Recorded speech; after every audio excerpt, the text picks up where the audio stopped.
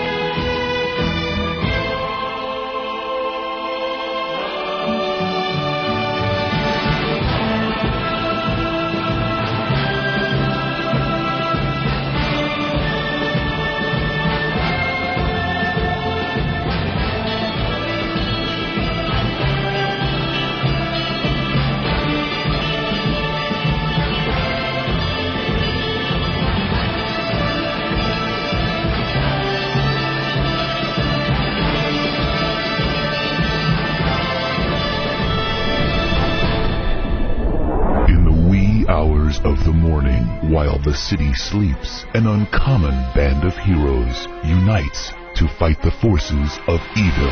The Opie and Anthony Show. Oh, my sweet Jesus. With Op. I want to be known as notorious. No. Ack. Everyone is always in my way. Oh, you really are deluded. And B-Cup. Kind of fat-breasted and awful. And surrounded by dullards. Ben looks like poorly spliced film. Oh, it's hilarious. You ever Steve yawns? It looks like the back of the Batmobile and it accelerates. Pocketosis. Eric, you're not going to cry. Shut up. And armed with superhuman powers. He pulls his pants down and just starts leaking into someone's garbage can. That's rule one. How about if he gives you the old chin tap with his helmet? That's all right with me. They are living among us. Average citizens, average heroes, quietly and anonymously continuing to make the world a better place. Controversial talkers Opie and Anthony. We are just dicks. You better just sit back and watch. Yeah. Wait, what? The Opie and Anthony Show. Oh. But enough of this palaver. Let's get the show on the road.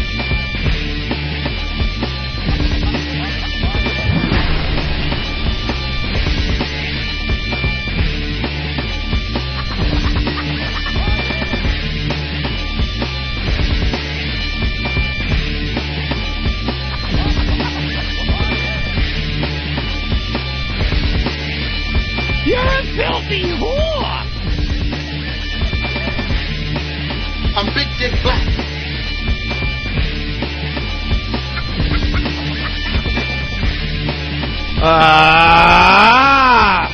that big a deal. Just a little thing. But everyone saw that, right? Yeah. Welcome to the Opie and Anthony program. The O&A virus spreading across America thanks to XM Satellite Radio. The #1 satellite radio provider in the world. Oh, wow.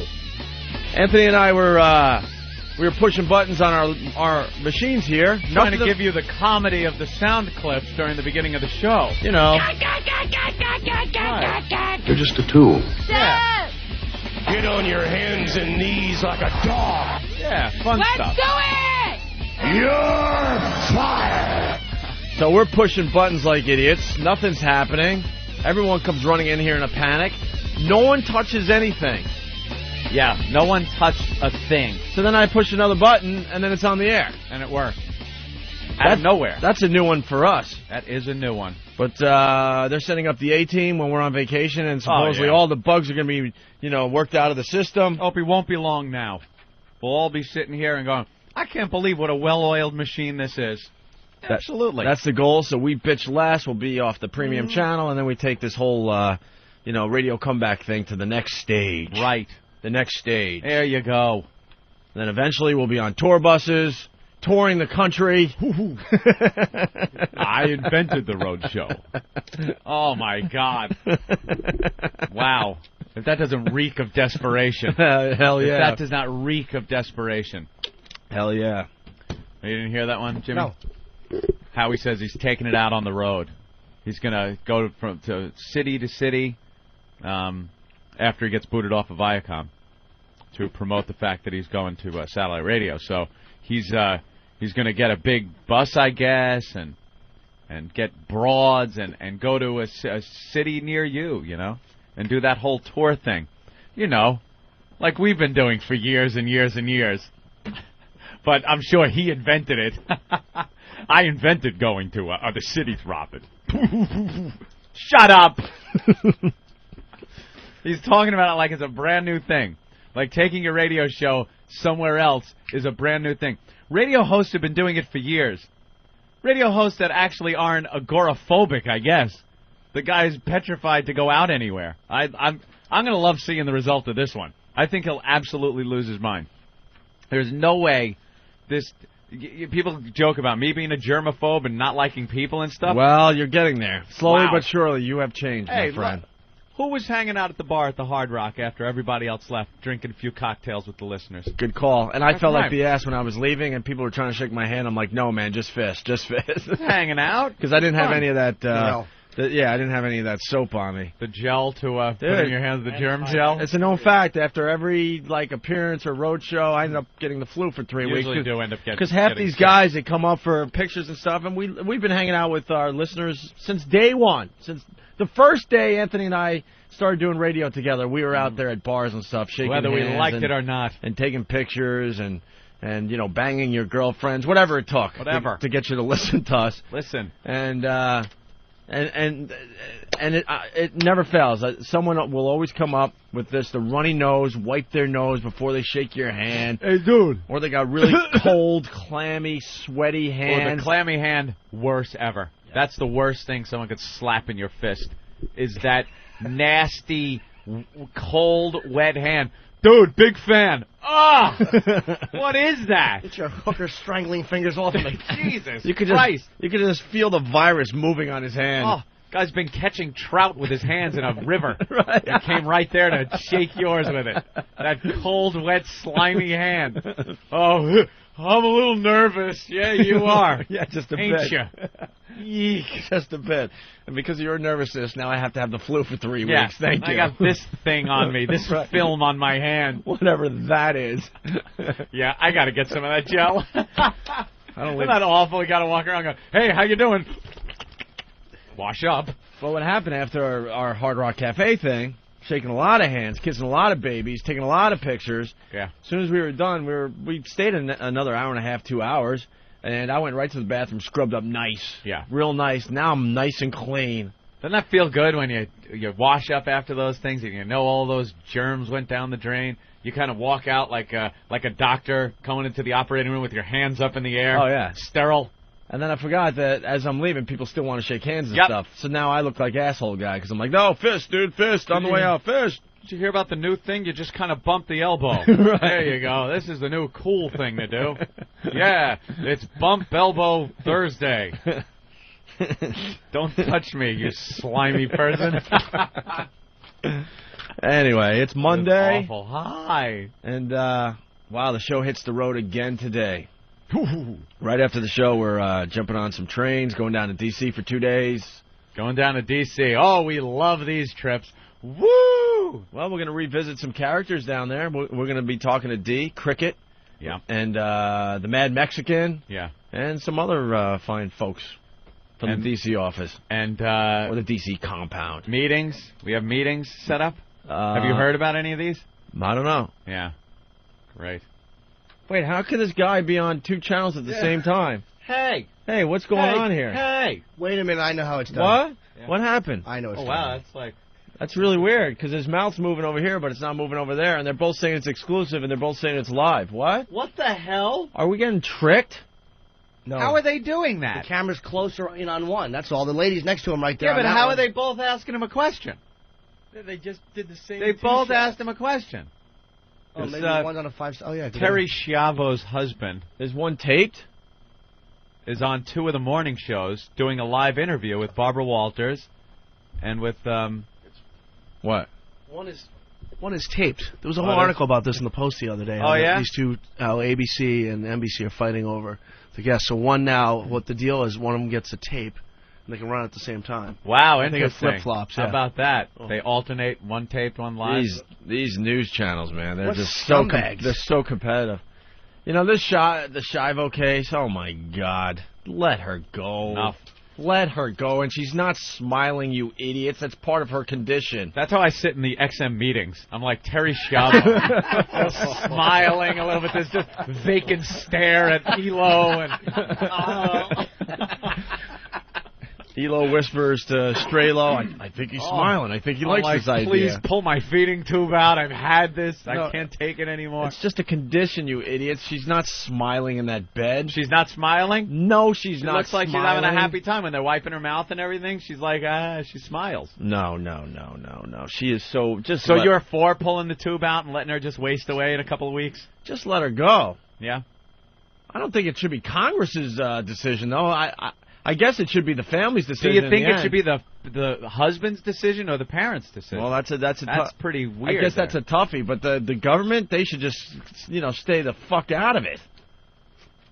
That's kind of hard, though. If you got the husband saying that he should say what happens to her and the family saying they should, someone's got to mediate. Someone has to mediate.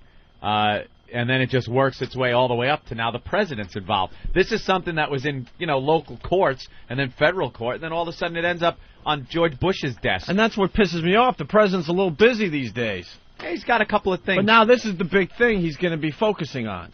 This is the thing he needs to focus on. This particular situation. It ties into the right to life thing, every human life, blah, blah, blah.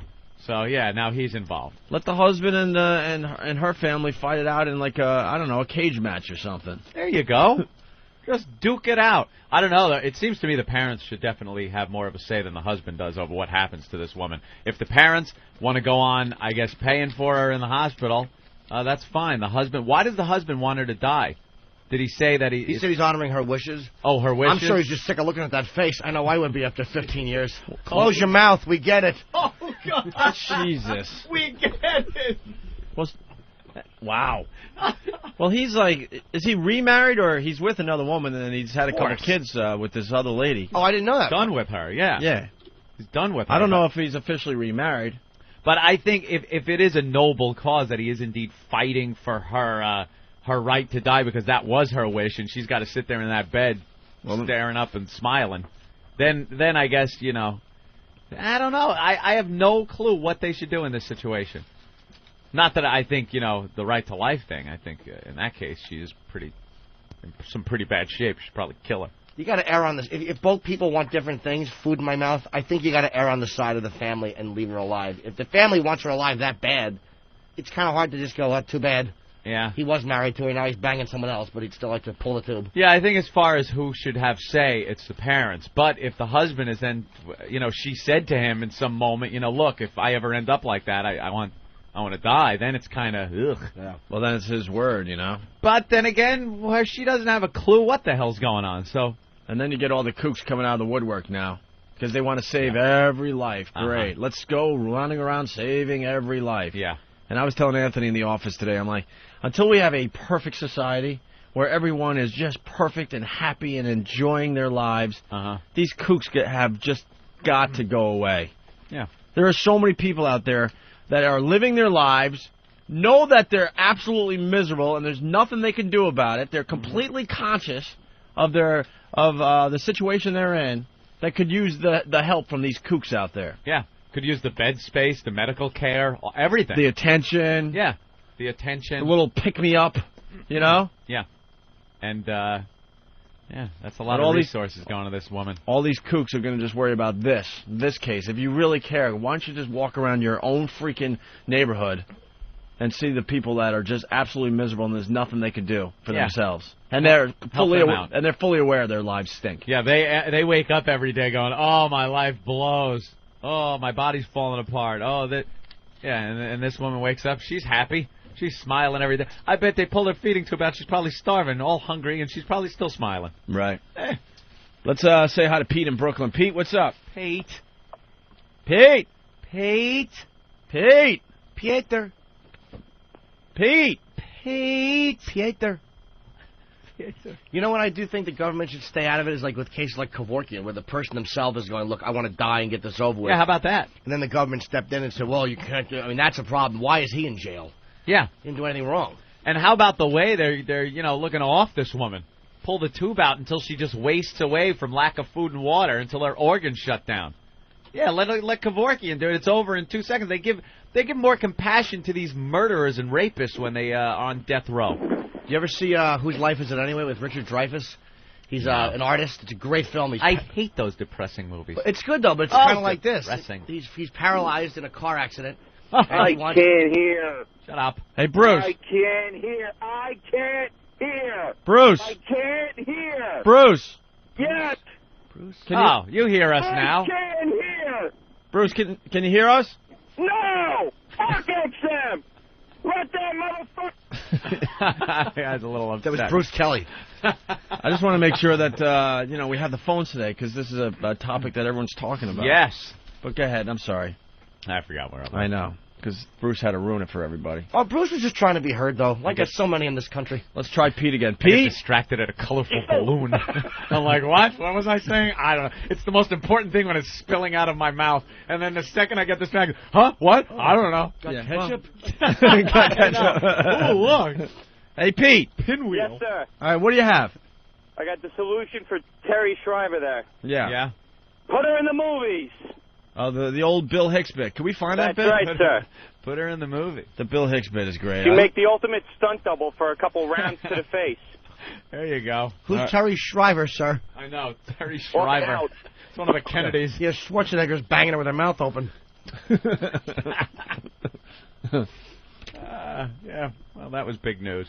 Big news over the weekend. You had to see that face on TV. I didn't know he was with another girl, though. See, I didn't know that. She said. Yeah, I don't know the exact details because, whatever. I got a life to live. I can't be that bothered. Can't be bothered. I could skim over the news. Yeah, like these kooks out there that are going to, waste all their efforts on this when there's so much else going on that deserves your attention. Huh? Post really does. New casino game card. That's half the front page of today's Post. Oh, yeah, that's the big important thing is their little gambling, their little try your luck. The papers here in New York, I'm sure your local papers in your city that you're from out there, do this every so often. They have these little games of chance that the newspapers do. And I guess the Post is doing one based on poker. And then the Daily News has been doing this scratch and win game, which I pointed out as being this. The newspapers are so goddamn cheesy around here. You open up the Daily News to like page 2, and disguised as a news item is janitor wins in scratch-off game. And you're like, oh, what is this? And you start reading it, and you realize it's a fake news story just telling how this janitor won a Daily News scratch-off game. So they're using the newspaper, presenting this fake news as headline news here in their newspaper. So that's bugged me for a couple of months now. And yesterday, I guess, or Saturday was it, they have these game cards that come in the Saturday paper. You scratch off the numbers on these game cards that correspond to the numbers printed in the Daily News that day. And if you get 3 of the same numbers, amount prize, you win. That's how it works, like any scratch-off game. Well, people started looking at their numbers and scratching off the tickets, and lo and behold, a bunch of people ended up $10,000 and $100,000 winners. A shitload of people, including our own producer here, Eric. He is a $100,000 winner in the scratch-off game. What? Yeah. Well, it seems there was a misprint in the paper. When they printed the numbers you were supposed to scratch, the newspaper printed number 13, and it was supposed to be number 12. And number 13, in a lot of cases, was the last number you needed to win either $10,000 or $100,000. So a bunch of people won. The Daily News put out a statement saying it was an error. If you send in your winning ticket, it goes into a drawing. We'll pull one of the numbers out, and you'll win, I guess, some type of prize. Now, I've been watching the news, and I've seen some people that are complaining that they should be given the money. Mm-hmm. And a lot of the cameras for the news stations that are trying to get these angry people ended up in the Bronx and Harlem for some reason, and they are demanding... I want reparations. That's demanding their $10,000, $100,000. I want my $100,000, motherfucker. There's how many people won? Quite a few. I don't know a number, but it was quite a few. Quite a few have won $100,000 each. In one family, a person won and the grandmother won, and they were calling each other. I won $10,000. My God, Lordy, I won too. And I was listening to the news, and they are angry, and they want their goddamn money. They should get it. Why should they get it? Because the paper, hey, look, too bad. Don't run something like that. You want to pass it off as news, and then it's like a lottery drawing. I agree. Too bad. I agree, and I would agree, except for if you turn that card over, it, specifically it says that? has this scenario on the back, and if it happens, you will then put your ticket in a hat, and they will draw it out. It says it on the back. They have no right to this money. Oh, okay. I believe it might be a reading problem. If you flip it over and you can read the back, perhaps you'll realize that. Did Eric have to apologize for his fuck you Ope at 12 o'clock in the morning call? I quit. Click. Opie, you are a bum. He's trying to order a boat with 3 propellers. Oh. Easy come, easy go. I had it and I went with it. Me bag of shells. Yeah, here it is. Look, she's crying. They got a woman on TV right now crying. Because she thought she won. I thought I won. I can't wait. Really see. I don't know if it's the news. Look, I don't know if it's the news' fault, but they really do focus on the African American people in cases like this. Not really, man. I have not seen a white person complaining about this yet. Look, I don't know. I see so many more minorities buying these things. Yeah. Well, I'm talking about when you go to the store to get the actual tickets than Whitey. It's simple as that. It is true. Is Whitey buying? Of course. But whenever I just want to pay for my stupid newspapers and I have to wait, it's never a bunch of white people in front of me getting their scratch-off tickets. Give me a 5 win for life. Right, exactly. I'll take that bingo. I'll take 7 Lucky Charms. Give me that Lucky 7 game. Whatever. I'll see a Lucky. Right. Lucky Charms. And they got to scratch it on the counter right in front of you. Yeah. Can you move? I'm trying to buy something here. And then the idiot with the pencil and filling out the lotto. God, I just want to pay for my newspapers. The lotto. Are you sending in? Are you going to send in the ticket for the drawing now? Yeah, and what they also said on the news, too, is that to file a claim with the insurance company that backs this up, so you do both. Yeah. Dude, they got a nightmare on their hands. Because you know what's going to happen? This is where it gets interesting. There's going to be a couple idiots that are going to come forward and go, hey, I thought I won $100,000, so I bought myself a Mercedes. I went out. Right. I spent. I went on a shopping spree. Oh, so wait a minute. They just not paying attention to what it says on the back of the card. Yeah. They didn't read it. They're not reading the but back there's of going the to be card. there's going to be some opportunists out there, also known as a lawyer. Yeah, that's going to true. step forward and go, well, my client thought she really won $100,000, and she put a down payment on a brand new home and bought a boat and bought this and bought that. Let me see the ticket. Let me see the ticket. This thing is, this thing on the back has a disclaimer, and it says, if any game card submitted for verification, validation, if it's ineligible, if there was an error in the event of a printing, production, or other error, this was an error of an irregular game or an irregular game card occurs, neither the Daily News nor Blair, which is the insurance company, shall have any liability. If due to a printing, production, or other error, more prizes are awarded for any prize level than were meant to be awarded, a random drawing from among all verified prize cards will be made. That's right there. It says this situation. There was an error in printing, and you're out of luck. Send it in. Hopefully you'll win the drawing. But now you see people crying on TV, I thought I won. Where's mine? I won $100,000, 40 acres, and a mule. Dude, the phones have exploded. Eric won, as you know, $100,000, right, Eric? Yep. And there's like 3 or 4 people on the line that won as well. Oh, they won also. Right. Here's another $100,000 winner. Terry Schiavo won, I heard. Too. Right. The winner. She smiled and everything, and now she's all depressed. $100,000. I can't believe someone won $100,000. Hey, hey. Oh, they're ripping us off. Hey, ho. Here. Send me up with this. There you go. Ira, what's up? Ira. It's funny. You got to picture this.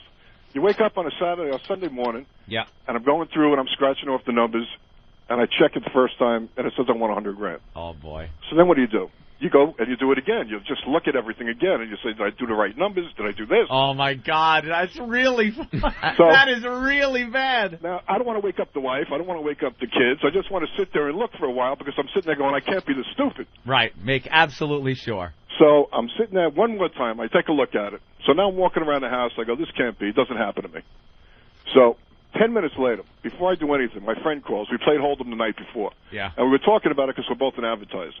And he goes, you're not going to believe this, but I won $50,000.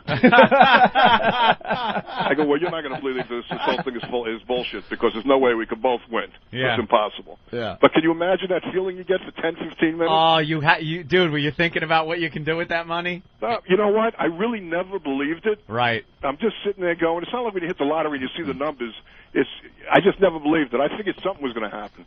And that's why a lawyer will step forward. Now I got the angle. What's the I angle? thought I won $100,000. I'm all excited. I'm all Right. freaked out. And now I'm depressed because I learned that I didn't actually win the $100,000. Now I'm in massive depression. I'm in massive depression. I need meds. Yeah, I'm so seeing a doctor. Everyone will send in the cards, and everyone will get $25 if they get that much.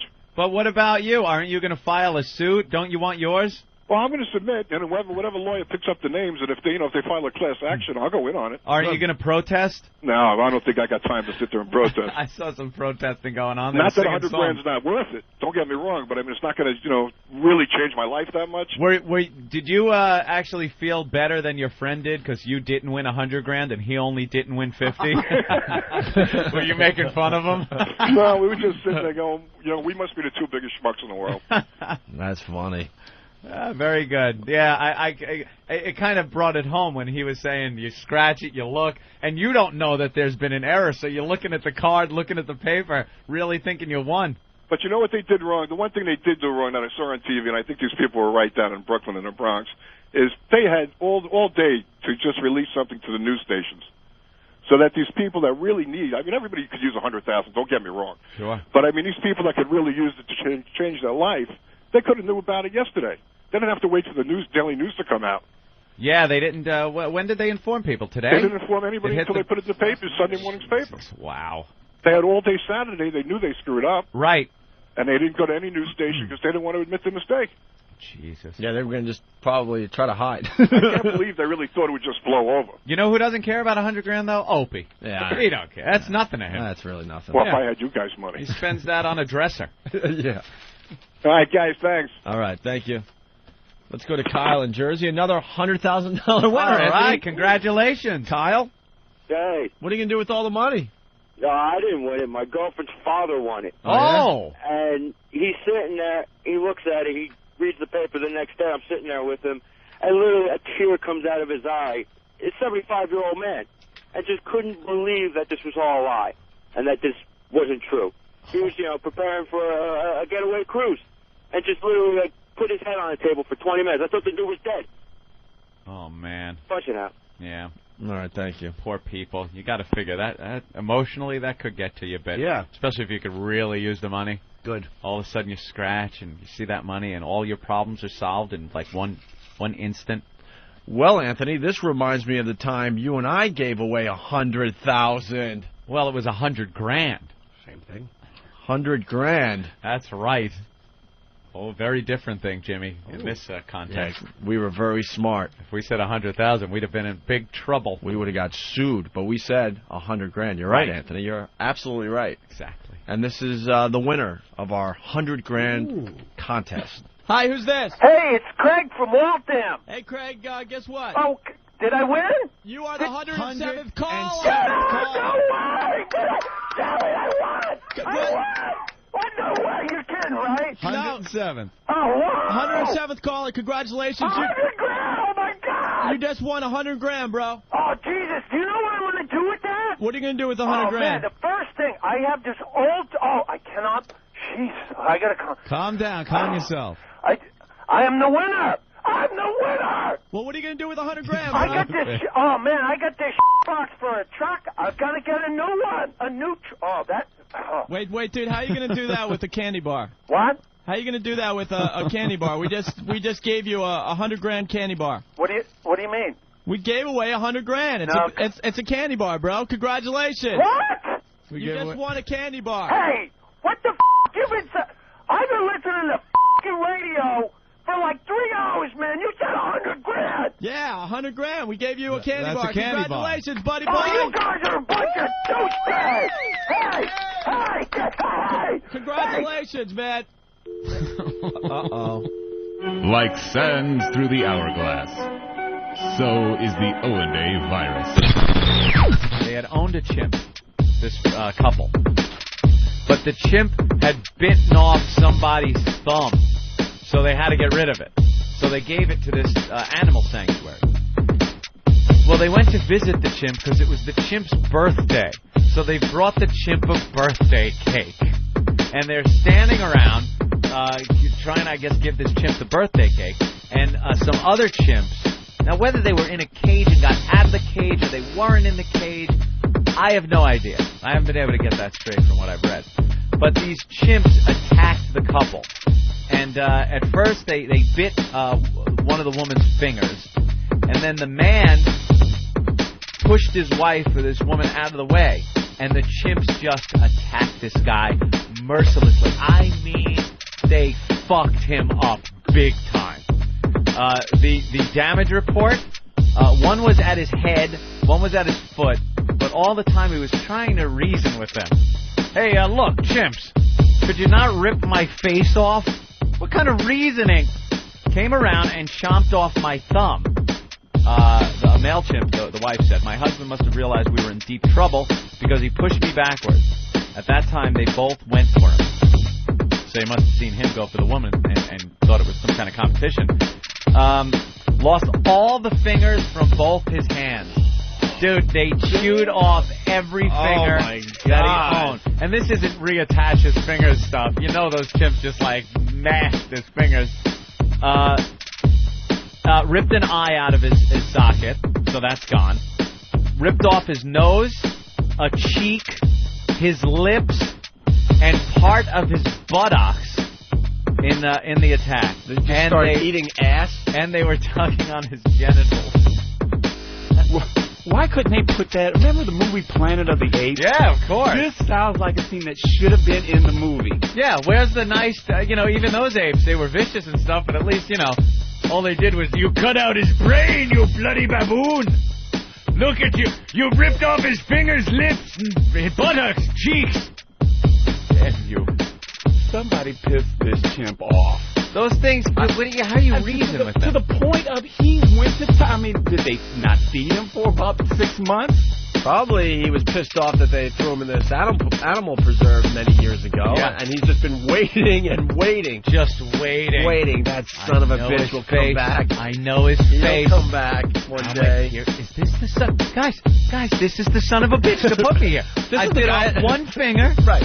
And this is the guy that put me here. This is the guy I've been telling you about. Here he comes. The cage is open. Now's our chance. You bite his fingers off. I'm going to bite his genitals and his buttocks. Opie and Anthony, the virus is spreading. Opie and Anthony. XM202.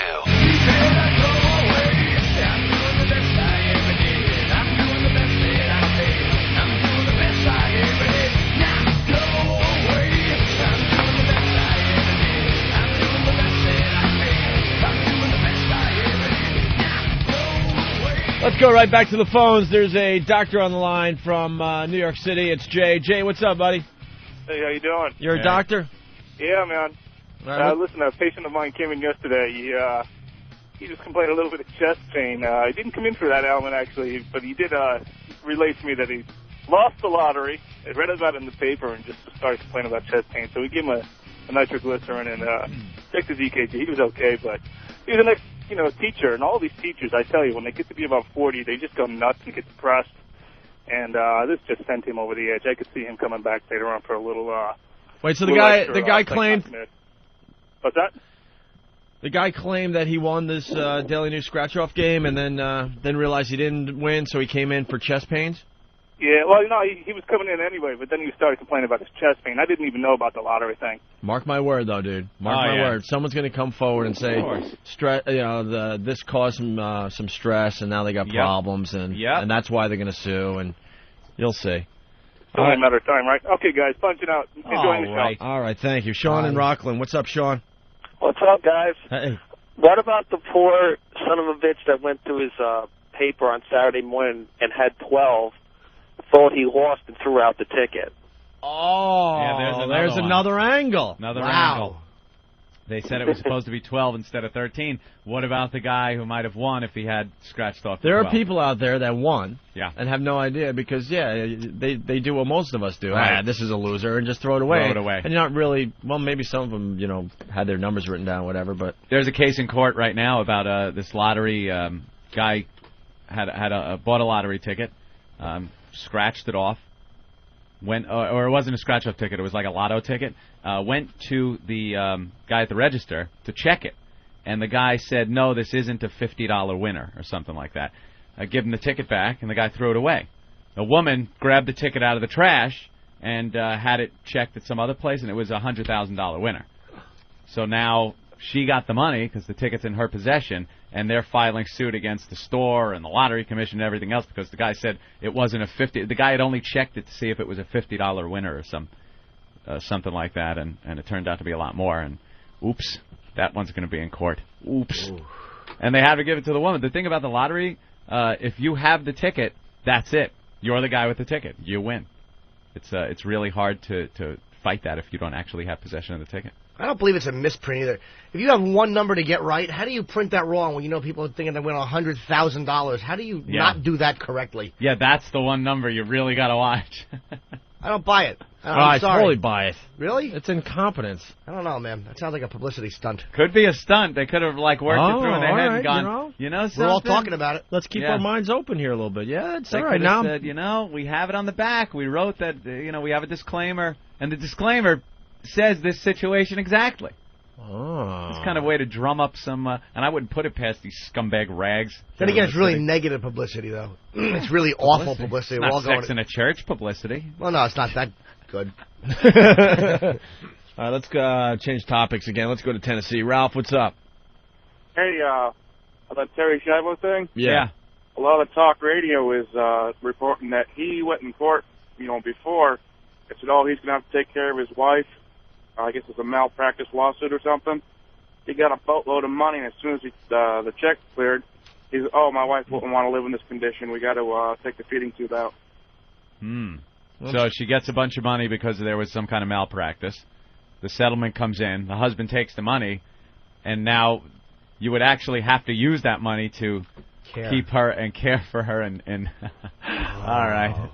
Hey, it's a lot cheaper just to get a motorboat, and you go out of Modesto and splash as she smiles. You see through the green ripply haze that smile just drifting away like Jack in Titanic. But why a motorboat? You can just sit her in the backyard and just face her like with a little few leaves around her, and no one will even notice.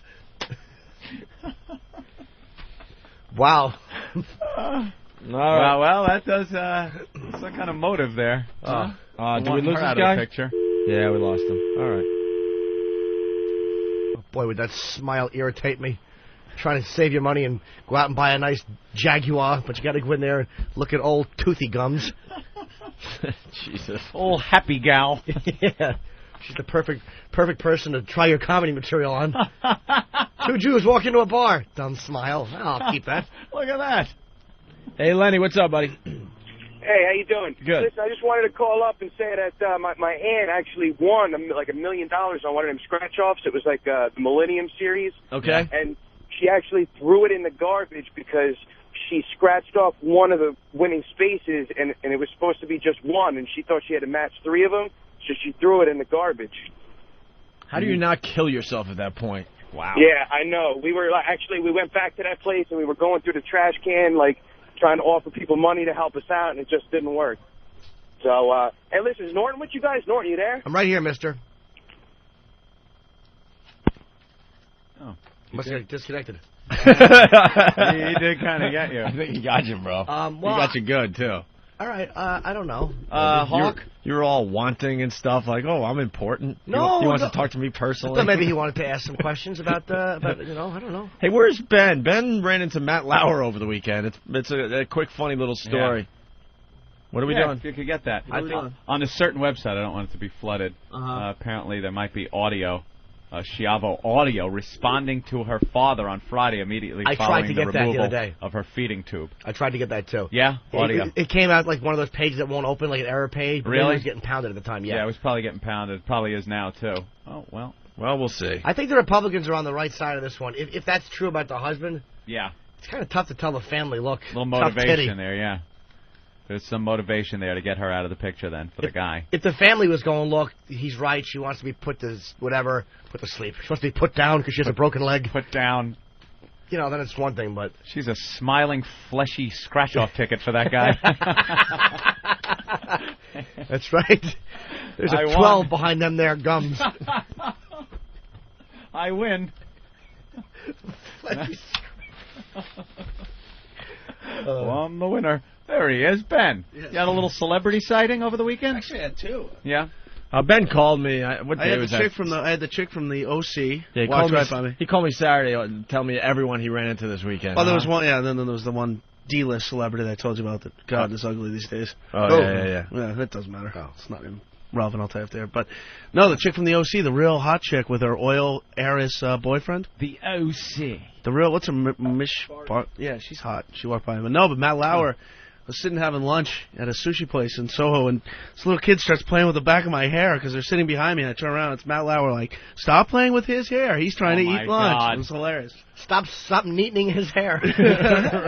He's got more hair, though, in person. I just watch him on TV. He's got a lot more hair, it looks like. I think it's all that. This just in, Matt Lauer's kid missing. I'll look for him. He's in there somewhere. The little boy, you know why he was touching it? Because he thought it was the nest he saw on TV that those hawks were in on Fifth Avenue. Mama, see birds.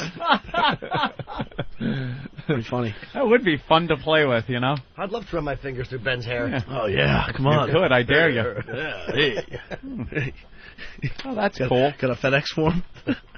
Hey. All right, Matt Lauer and his child. There you go. I was playing with Ben's hair.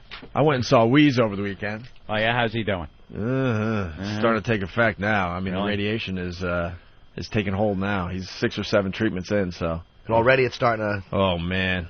It's going to be a very interesting thing here. My mentor in the business, he's in New York City getting radiation for a crazy, whacked out, rare form of cancer in his, I don't know, deep in his nasal passage. Oh, God. It's something they usually see only in Asian countries, so he's starting to think maybe when he was doing the Vietnam thing, the Agent Orange, but, he doesn't know the Vietnam for sure. thing. The Vietnam it's thing. It's like something you chose to do, like a vacation. Well, he did. He actually chose to go back. Yeah. He didn't have to. One of those crazy guys. Yeah, he didn't have to, and he went back for another tour. And he openly admits, look, I know there's a lot of guys out there that came back and they were fucked up and all this. He goes, but you know what? I had a really good time over there. Was he in the shit? And he hates to admit that because he knows a lot of guys that are suffering. But, yeah, he was in the shit. Yeah? Not just like a clerk? Oh, no. I like those guys. Yeah, I was over in the Nam. He was like a clerk at the motor pool. No, what's that? South. What was that movie, When We Were Soldiers, or when... What was that one flick? Oh, yeah. Where they all died, they got ambushed, right. Whatever. Supposedly, like, Weeze was the guys that came in to take over that company after that whole battle or whatever. I guess he did. No, he saw a lot of shit. So he's way on the east side getting his radiation treatment. He was doing his radio show, but now he's down to only like 15 minutes a day. They just don't want him freaking doing much of anything because what the radiation he's getting for this tumor.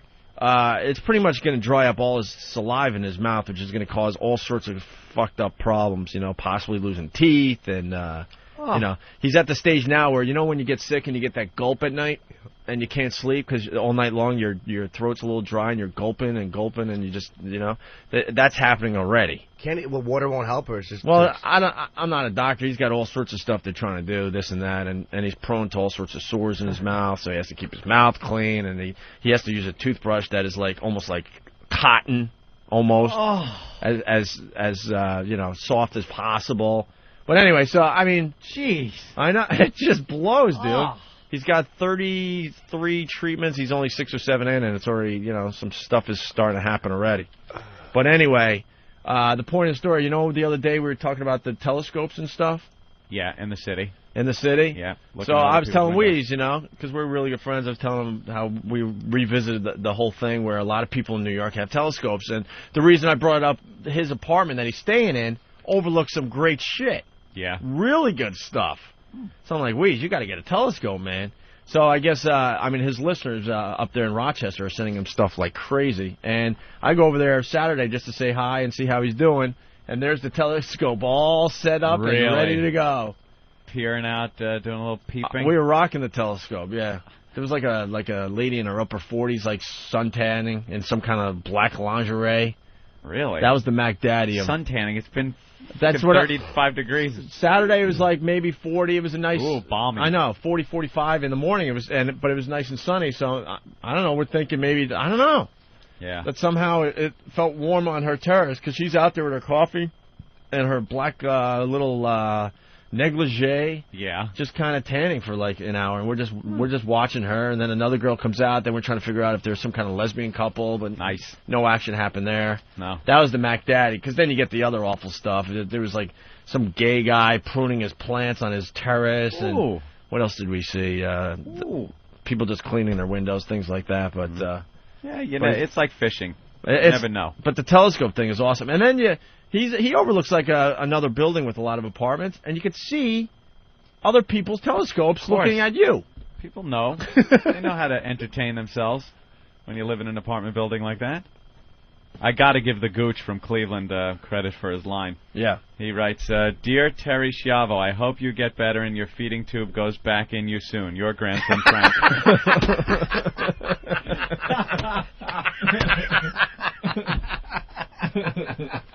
That is really funny, Gooch. Very nice.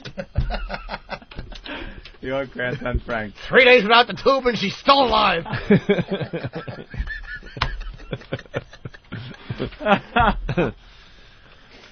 But anyway, that's the Weeze update, because a lot of people have been emailing me personally about it, and he's doing all right so far. And there's a link on all our websites, a website called kickcancersass.com, because Weeze is trying to do a good thing and actually raise money while he goes through this hell and back. So how many a week does he got to get treatments? Well, he has to do 33. How many, is it like one a week or is it? No. It's every day except the weekends, I think. So do the math. It's about 6 weeks, I guess, a little more maybe. Wow. Yeah, no, he'll be in New York for a long time. So. And because of NASA, sooner or later they're going to have those little pills you eat. I'm telling you, little what they call it, micro and macro things. They're just going to go in there and get it for you before it even starts. Little robot in there. They're working on that because the people want to go to Mars, so they have to have some kind of 3 years of medical treatment. Get your ass to Mars. Yeah. Yeah. So hopefully, you swallow something. It's got like all kinds of things in it. A little camera. Well, they already have that. I've already seen that. They have that where you swallow it. Yeah, I saw pictures, the camera one. Yeah. It sends them out of to your colon or whatever. He was showing me pictures of his treatment because they put this this really tight mesh mask on him and pin him down to a table because he can't move. Obviously, you don't want to move at all when you're getting the radiation. Yeah. Are you getting the laugh track ready? Howdy, Quaid. Kids going to Mars. Howdy, Quaid. And and they strap him down really tight, and he's claustrophobic to begin with, and that's how they do the thing. But he was showing me the pictures, and it looked like something out of a horror film. Really, really creepy. But anyway, there's the update. KidCancersass.com. Yes, but Jimmy. If it goes well and he does his treatments and stuff, he'll be fine afterwards. He'll get all saliva back and all that stuff. And yeah, I guess I guess it's going to be tough. The treatment for this form of cancer and where it is, it's a tough one. But supposedly it'll be all right if you could get through the whole damn thing. You should go to Dr. Kennedy. Oh, but anyway, we were doing that. We were checking out, trying to find broads with a telescope, and he's he's pokering his ass off. Oh, really? And he wants you to go play poker with him. A little poker? Before it's going to get to a point he's not going to be leaving the apartment at all, but he's still kind of in that stage where he's getting out a little bit. Yeah. And he's playing in poker tournaments all over Manhattan. I want to get... and then he's doing the video poker online now. Anything to get a distraction. Oh, Dude, I was playing all weekend, really. He was out online. 900 large. What? Friday night. Wait, 900,000? No. Oh, oof. 900 large. I mean, 900 large, that's oof. That doesn't know the right expression. He dropped 900K. What? Yeah, you're right, 900. Oh, wow. 900 in a poker tournament Friday night, so. I was doing a lot of the, they call the sit-and-go games online, where it's a little mini tournament at a table. Nobody can come in after the game starts, and you kind of have to eliminate everybody at the table. Yeah. Won a couple of those. You get in, you buy. I was in the $10 buy-in table. It costs you $10 to get in, and then if you win $50. Come in second, you win 30. Third, you win 20, and then anybody under that wins nothing. Mm-hmm. And I was in the money quite a few times, and then a few times just make those stupid rookie mistakes where you just fall in love with your stupid hand. Got like ace king, you bet it big, you raise. Somebody else comes sees the raise, and then you just can't leave it alone. The flop comes out, you got nothing, and you're still hitting it, hoping, chasing the cards, hoping something comes up. Right up to the edge, just go, all right, I'm pot committed. And then you got to put more money in. Just stupid rookie mistakes. You should play in like some live tournaments. Yeah, I just a little more all over the place. A little more online. Yeah. Believe me, I know I'm getting better at it. And then one guy I'm playing over the weekend, and some guy takes me for a lot in one hand, and I said nice hand, and he goes, thanks, love the show. Oh really? I'm like, I just made a dope ass mistake in front of a listener. I'm surprised he isn't calling up, talking about what an ass I am and how bad I play. Yeah. The guy's great. He just goes on there and gives away money to people. Fantastic. And then Saturday night, I went to Caroline's and I saw Mitch Hedberg, who wants to do the show today, which is weird because we were trying to get him on the show Friday. I went backstage after the show to give him props, and he was freaking out. He's like, dude, I want to do you and Anthony's show, man. Yeah. And I don't know what the deal was with that, but I guess he might stop in today. I told him what to do, and we exchanged numbers, so we'll see what happens. Yeah. Because we have Ozzy coming in and Rob Halford today as well. So. Ozzy Osbourne. What's the deal with Mitch Hedberg? What's the inside scoop on this guy? Because I'm starting to think that a lot of it is an act. Because backstage he was not completely normal, but a lot more normal than he was on stage. And then I watched him kind of cross the street with his friend outside Caroline's, and I'm thinking, wow, man, are we all being taken? Because if you know about Mitch Hedberg, he basically goes up there as a major stoner. Yeah. And he could barely stand up, and he does I don't want to insult the guy. I mean, I think his act is very original. It's sort of a Stephen Wright meets kind of like early Carlin meets. He's got his own thing going on, I guess, but it's a lot of one-liner jokes, basically, and observational humor. His writing is great, though. I mean, he comes from a really weird angle. Like, it's never a traditional punchline, which makes it very interesting. You know? He's really interesting, and he's a very funny guy. Yeah. But yeah, I don't know. I mean, I haven't seen Mitch in a long time since the Comedy Cellar. He used to come into work a lot, and he was always pretty normal when I would see him. But you never know. There's the rumors that he gets really high. Yeah, because Saturday night, he has 2 drinks on stage, and all of a sudden one drink just crashes to the floor, and then later on in the set, he decides just to lay down on the stage and do a few jokes that way. And then he sits with the audience for a little while and just kind of gives them the mic, like he's too fucked up to continue. How did he go over? Well, I actually ended up going Friday and Saturday because I had nothing to do Friday, and Eric went, and he had an extra ticket. Friday, it was shaky at best, but Saturday was a lot better. It was shaky at Friday. It's kind of good to hear that a guy because Mitch draws all over the country. Dude, it was kind of nice to hear that. Right. It was standing room only. It was unbelievable how packed it was. And then he takes out like an old man pipe, the kind where you kind of hold it like, you know what I mean, right? Almost like a Sherlock Holmes. Yeah. Yeah. And then he was doing like one-hitters on stage during the show. You gotta love that. But I don't know what was in the pipe because someone goes, "Hey, what's in the pipe?" And Mitch goes, "Wouldn't you like to know?" So now I'm like curious about this guy. I'm wondering if it's an act or if he does get fucked up, but not as fucked up as it seems, Because there was rumors that he was on heroin and he was doing it so much that he had gangrene in his leg. Oh, yeah, that was a rumor. Really? I don't know if it was true. I heard that it was true, but again, in any business, the rumors get distorted just like they do everywhere else. So that could just be bullshit too. But then, is he smart enough to know these rumors are out there and then plays off them? Is he doing sort of like an Andy Kaufman type thing? Yeah, maybe. I'm really interested in this guy's story now. I believe he missed dates on the Attell Lewis Black thing, but again, that could have been for other reasons too. Yeah. Yeah, if I remember correctly. I mean, he does look really messed up when he's on that stage. So, yeah, I don't know. Got a little thing going for him. Yeah, can we play some Mitch Hedberg into break maybe? How did your gigs go down there in Florida, Jimmy? It was good. I mean, small crowds, but again, you definitely started to feel the presence. And I never drew in West Palm before, so I was happy. I wish there was more people, but. I had to switch that last date from the Sunday to the Thursday, which kind of screwed a lot of people up. Once we're off the premium, opens up the show to a lot more people. It's starting. Did you hear some of the promos for us coming off the premium? No. They're announcing April 11th. Why? Yeah, see... Eric knows the answer You know to the this? answer? Because I'm listening thinking, we're going off the premium April 2nd, and what we're doing is playing a lot of best of stuff with us introing them. Yeah, this is a lot different than all those other times we took vacation. It's not just throwing crap at you and just hoping you enjoy it a second or third time around. This is like Ann and I sitting down and Jimmy introing a lot of these bits, and then we had Bruce Kelly come up. He interviewed a bunch of people, so it's going to be a lot of new material. A lot of new stuff within the best of. We have the best of in there because we want some of the new listeners that are brand new to the show because they didn't pay for us. They're just kind of on the platform. We want to get them kind of caught up so they can kind of get a feel for what we're all about. But now they're promoting it, so... I think I got the promo. Those listeners, why won't you promote the fact that we're off premium April 2nd so they could listen and get caught up, even though we're not live? I listened to this and I was like, what the... Here's the promo. I've just been handed an urgent and horrifying news story. Beginning April 11th, the Opie and Anthony Show will no longer be a premium service. Thank effing God.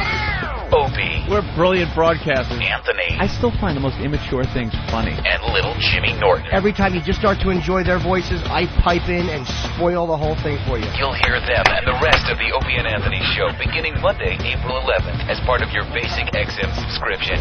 Well, I'm very happy for you. First of all, let me acknowledge that's a very good piece. Steve, are you? Yeah. Fantastic. Very funny. Very good piece. Gets the point across big time. But why April 11th? Because the initial piece of email I got from, I might have been from Kevin down in D.C., but now I'm not even sure because I've cut so many of these effing promos in the last 2 weeks, said April 11th. And I think the decision was the ones we run in-channel are going to say April 11th. The ones we run on the non 202 or the non-XL channels are going to say April 2nd because basically we're coming back live April 11th. on a non-premium because everything else is worse stuff. It was confusing. Yeah, I'm sure you clear that up. I'm more confused than ever. Yeah, now. I know. Are the April 2nd ones running on the rest of it? Yeah. Can we hear one of those? So why don't what? So why in that promo? Whatever. Yeah, I really need to just program this channel. I think there's a bunch of dummies that don't know what they're doing. Well, I think Steve did a nice job on that. No, one. I'm not saying. I'm not saying Steve. He's doing what he's told and with copy and stuff. That promo doesn't make sense whatsoever. If you're going to go down that route, then it should be, when they're on vacation, they're off the premiere now, and you get to hear them live starting April 11th. Right. Yeah. That's the promo. Uh huh. Oh my God, this is like programming 101. I did a better job programming my college radio station when I was freaking 18, 19 years old. Ooh. You got it? Let's hear this. The worst of the Opie and Anthony show. This is what's so funny. Like, people just assume we just hang out all the time. Like, I haven't been to Anthony's new place on Long Island. Once? You were there once. No, I wasn't. When I first moved there. No. You stopped by? No? Wow. No. You stopped by? No. Okay. Are you cheating on me with another radio DJ? Oh, well, no. Did you just put your foot in your mouth? Oh. No. What radio station does he work for? I could have sworn you were. Is he one of those morning zoo guys? I found this under your bed. What is this? Wacky accoutrements. The Opie and Anthony Show, live from 7 to 11 a.m. with replays throughout the day on XM 202. Starting on April 2nd, the Opie and Anthony Show will no longer be a premium service and will be available to all XM subscribers. Thank you, Steve. You're welcome. The little tag on the end of it. Yeah, so that's running on like the news and non-XL channels. Right. But everything we run on 202 says April 11th because that's when we actually return live off the premium for some reason. Wow. Yeah. That's just stupid. It really is stupid. Just be the same one, right? On all of them, April 2nd. Yeah, because then there's a lot of people out there that confused. That have the entire XM Nation, let's just call it, and they're hearing April 2nd, April 11th. It's just dumb. Dumb, overthinking April 2nd, programming. I think is the date. I saw Mitch in Buffalo 2 months back, and he was like wasted and had to read his jokes out of a book. Well, That's pretty funny. He does look down at the book too. That's pretty funny. I'm really interested in this guy. I don't know. I'm surprised I haven't seen him before now. I think it's a bit of both. I've been hearing about Mitch for years. I've known him for a while, and I think it's a bit of both. I think he can parties and gets high, and I think he's just learned to use it, and it just doesn't hurt him on stage. DJ, what's up? Hey, how you guys doing? Hey. I was listening to ESPN Radio, I believe it was the 80 station last week, and they actually had the 11th one also. Oh, they were playing the 11th promo. Yeah, and I didn't hear the second. I was really confused because I've been on board with you guys since the beginning, and they said starting the 11th, you're no longer be charged, whatever the promo says. Oh, boy. So, yeah, I didn't hear the second. I was kind of confused, too, because I know everything else is the second. Oh, God. Yeah, you want people to hear the best ofs, because that's like all good stuff that's just been kind of... Yeah. You just tell it how it is. We're off the premium channel April 2nd. Here's some crap to get you caught up, and they'll be back live April 11th. Boom. End of promo. You run it on our channel and every other... Pew, pew, pew. And you run it on every other channel. Yep. It's the first thing you learn when programming radio. It has to be very simple and to the point. Keep it simple. You have to keep it simple. So to have two different dates and this and that doesn't make sense. April 2nd, the boys are now off the premium channel. Here's some worst of. Here's, Opie and Anthony 101 to get you caught up if you're a new listener. And starting on the 11th, they'll be live again. That's it. And you can do that all in a 30-second promo, no problem. Right. If you're not going to do it in an email, you might as well do it in a 30-second promo. Dummies. Yeah. Bunch of dummies. Yeah, that's all weird shit. All right, as we go to break, Anthony, we'll play some Mitch Hedberg. We've been talking about him, and we'll get into some other things. Lots happening in the world, huh? We got some Robert Blake songs. Well, that's a story about one of the jurors that is trying to get his rock career started, and he's using the limelight that he's getting as being a Robert Blake juror to try to get his songs out there. Okay. I'm sure this is great stuff. It's almost like that black chick who was on the O.J. Trial, the black girl who sounded really white, and she was on the civil jury, and she did the one-person show about everyone in the black community must have wanted to cut her throat, and I wanted to jump in with them. She was the biggest racial sellout I've ever seen in my life. You remember her? It was on HBO or something, right? Mm-hmm. Yeah. Oh. She actually spun it into a little 15 minutes. We have to care about Nicole. Yuck. So what promo is this one now? What is this one, Eric? Which one is this? Steve, this is the one that starts running the Friday after we leave. So this starts running like Friday after the show, saying we're on vacation, coming back.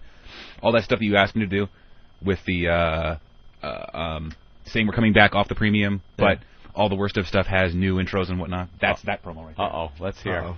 Yeah.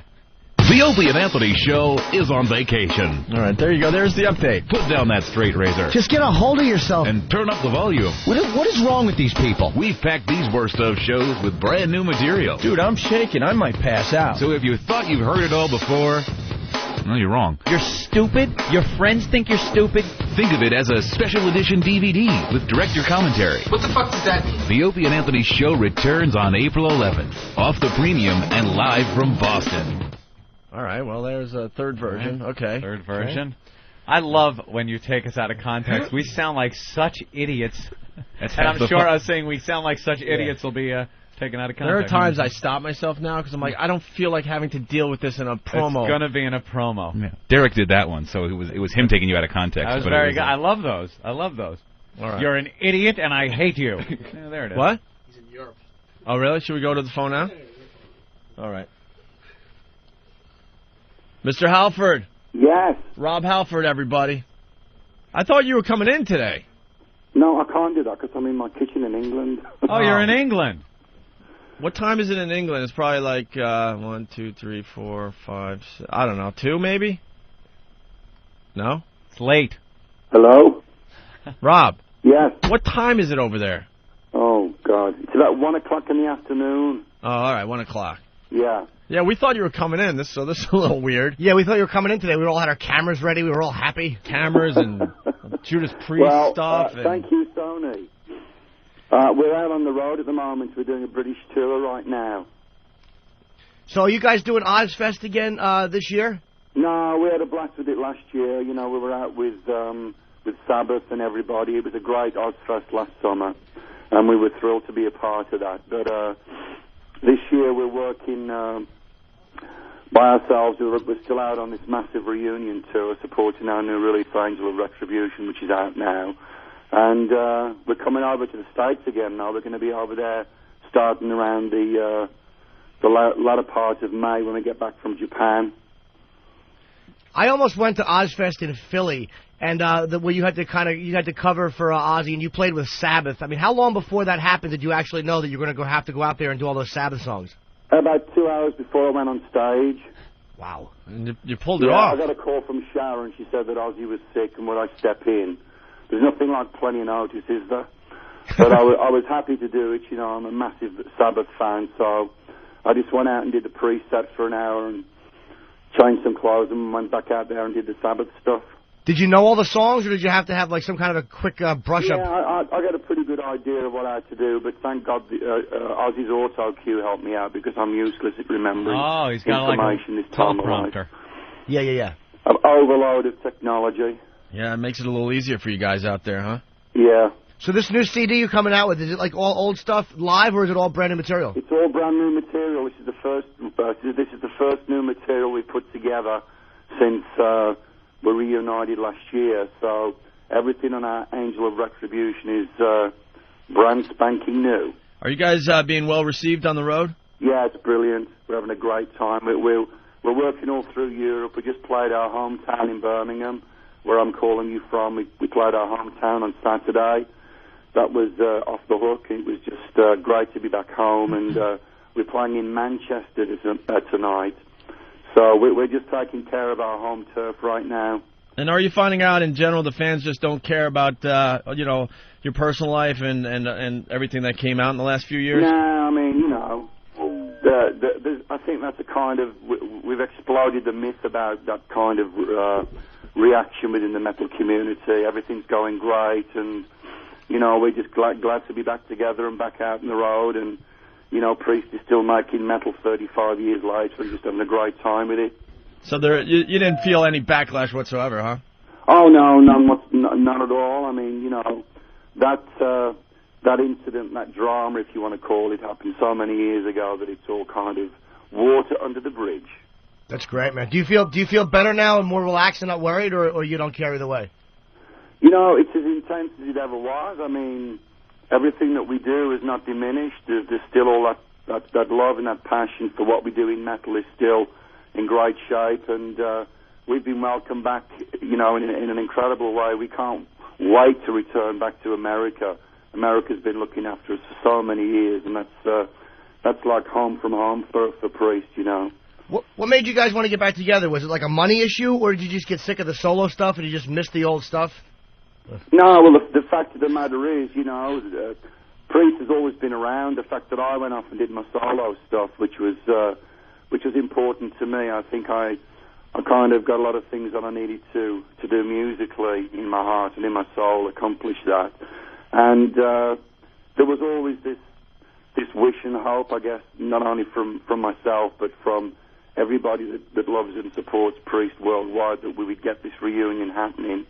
And it took place. It you know, it was 10 years in the making, but it's like family. You know, families have friction amongst them, but you know, at the end of the day, blood's thicker than water, and we're just back now in full force and out on the road and having a great time.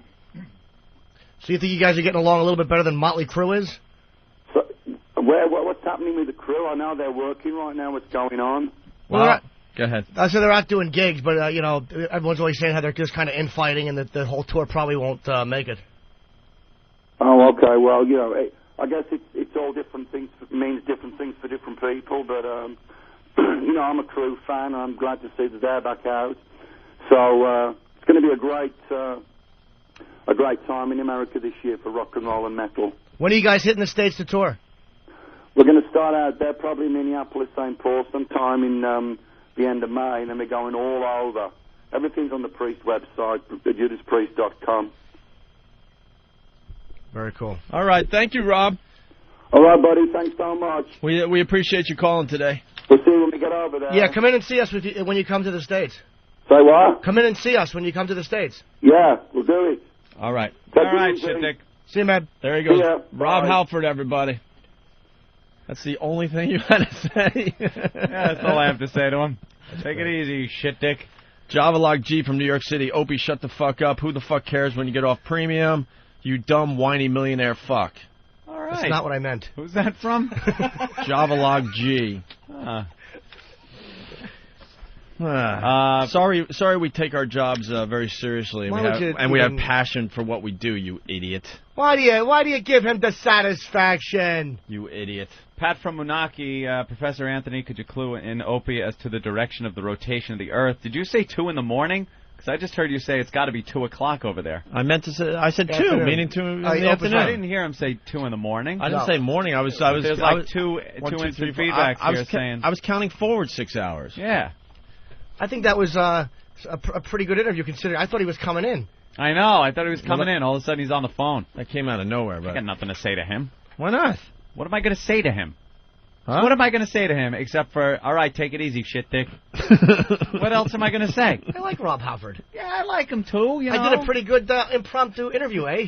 I like it. Jimmy really bailed everybody out on that one. Because I think we'd have had a lot of trouble. And I think we would have really gone down a bad place. The old dirt road, if I may. Yeah, I couldn't insult a legend like that. I just can't do it. All right, well. The whole thing stepping in for Ozzy, that was good stuff. Yeah, I was part of me was like kind of bummed I missed it. Another part of me knows I would have cut my wrist in a tub if I was planning to see Sabbath and anybody stepped in. I wouldn't care if it was Bush. Yeah. Anybody that stepped in place of Ozzy, it just would have stunk. Unless I had seen every show on the tour and said, okay, this is nice for this one time. Little change, one time. But if I went down to Philly, and I always have to shit when I go to Ozfest because my schedule's all flipped up, so I'm holding in a dump from 2 in the afternoon until they sing Paranoid at the end of the set. So if I would have had to hold in a dump and then watch Halford walk out, as much as I like him, it would have been a horrible disappointment to not see Ozzy. Mm-hmm. I understand. And off the subject, because I've been forgetting to do this for 3 days, I have to do this from Baltimore. The radio show helped me out a lot, and they are huge Opie and Anthony fans, and they have been helping promote the show. Out to lunch, Those guys are really cool, and they promoted my shows, and they were great, and they just are big O&A fans down there in Baltimore. All right. What's out to lunch? They're like actually a really cool... Is that the one we listened in on? No. That was the morning show. Oh, all right. No, I thought they might have had a name for their show. No. These are the guys in the afternoon. I don't know the station. They're out of Towson. If I'm saying the name wrong, just call me up and smack my face. But they were very, very cool, and they're big O&A fans. And the guy was just... You know what we could do today? Ooh. What's that? When you were in Baltimore, we were listening in on your interview. Yes. You know that by now. And then we kind of spanned the whole country to see what other morning shows were doing. It was a lot of fun. Yes, we listened in. Any of them really bad? Oh. Just about all of them. Yeah. Just about all of them, and it was just fun to goof on. If we're going to do this today, though, the listeners really got to help us out. They got to know, like, how far away they could have their cell phone from the speakers, and, you know, so it runs a little smoother. Call us, and I don't know. It's real hard because there's so many commercials on regular radio. Yeah, but that's what made it fun, too. Every time we go to them. It was a great commercial for satellite radio, proving was. that there's just a bunch of junk out there on regular radio. Garbage.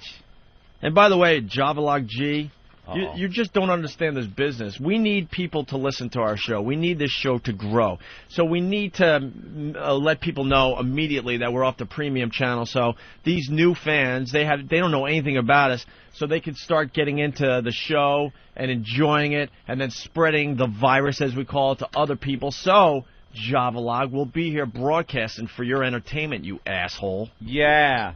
Because guess what? If we don't promote ourselves and if we don't market ourselves, and we leave it up to XM or somebody else, well, guess what happens? Less people are listening to us. There's no real interest in the show, and that's why it should matter to you. Because guess what? We go away because no one's interested in the program. And I'd like to say on behalf of what Opie's saying, and look, I don't mean to be a whiny thousandaire fuck, but I do want to say that you can start to see it in other cities, that it's definitely spreading already, but being off the premium is going to help. And the reason it is because we're pushing hard. Exactly. If we just sat here and showed no passion, just did our radio show and didn't come up with something called Spread the Virus, didn't come up with a show that the people could really be involved with, didn't promote the website and what Steve does on a regular basis. Steve didn't sleep this weekend just to get clips up from the Hard Rock Cafe live broadcast. Hello, exactly. This is all the stuff that is building the show and making it possible for us to continue, you idiots, so you should care. Hello, exactly. The assault on the media, all that stuff. All that asshole! stuff. Asshole! It's only Pardon helping my us. French, but you're an asshole! It's only helping us out in the end. Because the reality is most of the country has no idea who Opie and Anthony are. Mm-hmm. I don't know about that. I think you guys are a little more well-known than you think. They might not have heard the show because they don't have XM, but I think they know who you are. Well, I'm not going to assume that. I'm just going to keep pushing. Like it or not, Javalog. Yeah, Javalog G. Ooh. Javalog G? We'll listen to your radio show and your marketing strategy. Let's see if it's a little better than what we're doing. Why don't you get a show? Yeah. These dummies. I know it's boring at times to promote the show and get you guys out there to help us, spread the virus. We understand that, but it has to be done. It has to be done. There was a sticker stop in West Palm this week. What's her name? I know her. I like her, too. She's really cool. The girl that did it, she's on the message board. I'm such an ass. I don't know. She's from Whackbag. She came out and she helped promote the... She was really sick one day, so she came like 2 out of the 3 nights. What an asshole I am. I'm really sorry, sweetheart. I have one. And she's hot, too, and she refused to bang me. But she's a nice girl, and she did a great job. All right, let's listen to some Mitch Hedberg. I think that's where we were at before. We were. Kev has a sticker stop. Where's your sticker stop next week, Kev? Quickly, Pyle, quickly! My sticker stop will be at the Livingston Toys R Us midnight, Friday, April 1st, for the Midnight Madness Star Wars toy release. Oh boy, that's going to be a bevy of... winners and non-pedophiles. Your audience. That's going to be something. It'll be a very, very tiny piece of our audience going to that. A bunch of people with stuffed up runny noses waving lightsabers at each other. Or as Ben wrote on the prep sheet, lightsavers. Savor. Like there's mint ones and peppermint. Perhaps Master I like Poe the yellow will ones. Join us. And by the way, her name is Herky Jerky Liz. I'm sorry I forgot that. Very good. So great rack. Let's get the show back on the road here. We were talking about Mitch Hedberg a while ago, and here's a little sample of his comedy as we go to break here. I like to talk about the differences between frogs and bears. Like when there's a frog around, I don't have to hang my fucking sandwiches from a branch. A frog knows they are for me. He'd rather have a fly, because the fly zigzags, and my sandwiches do not. Unless I go like this. If I want some honey on some toast, I don't have to squeeze a plastic frog.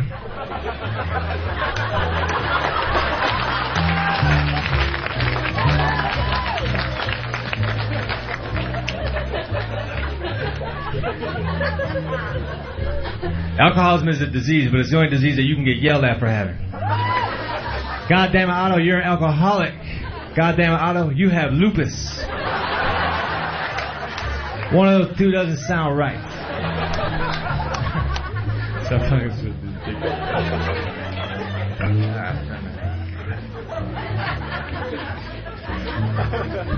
If you have to release bad news to the public, it will help if you are not ugly.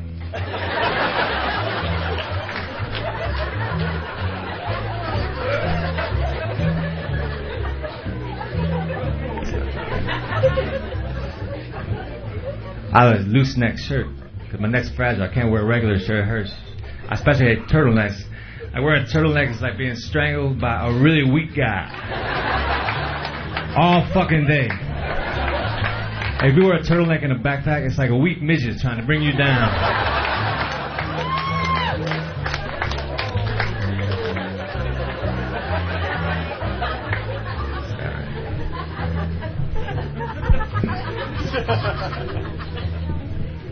See here, man. I have two sisters, and one of them's named Wendy. If you ask Wendy if I was weird, she'd probably say yeah. But that's fucked up, because she's weird.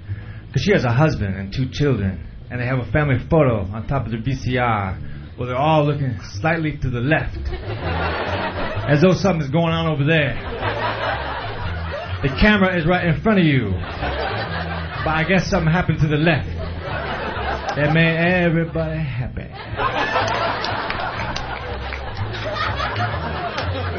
So my sister is cross-eyed, so she can't quite pull it off. One eye is right the fuck on.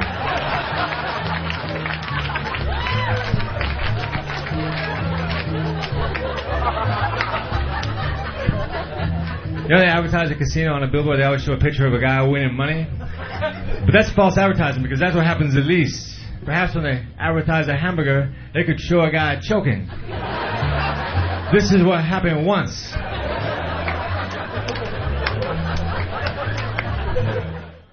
For 7 cents a day, you can get Opie and Anthony. Or feed this little kid with the flies on his face. But you want to laugh, don't you? You don't want to be depressed watching starving children. So turn them off and turn on Opie and Anthony. And we'll send you a photo of the child you're helping in the outfit of your choice. The Opie and Anthony Show. The virus is out. I repeat, the virus is out. Opie and Anthony. The virus is spreading. The Opie and Anthony Show. XM 202. The Opie and Anthony Show. XM 202.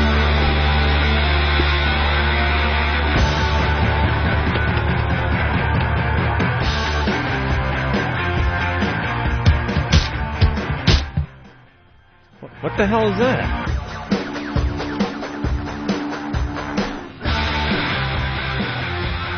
You guys want to talk to Wheelchair Fred real fast? Oh, he's on the phone. Yeah. Cool. Good old Wheelchair Fred.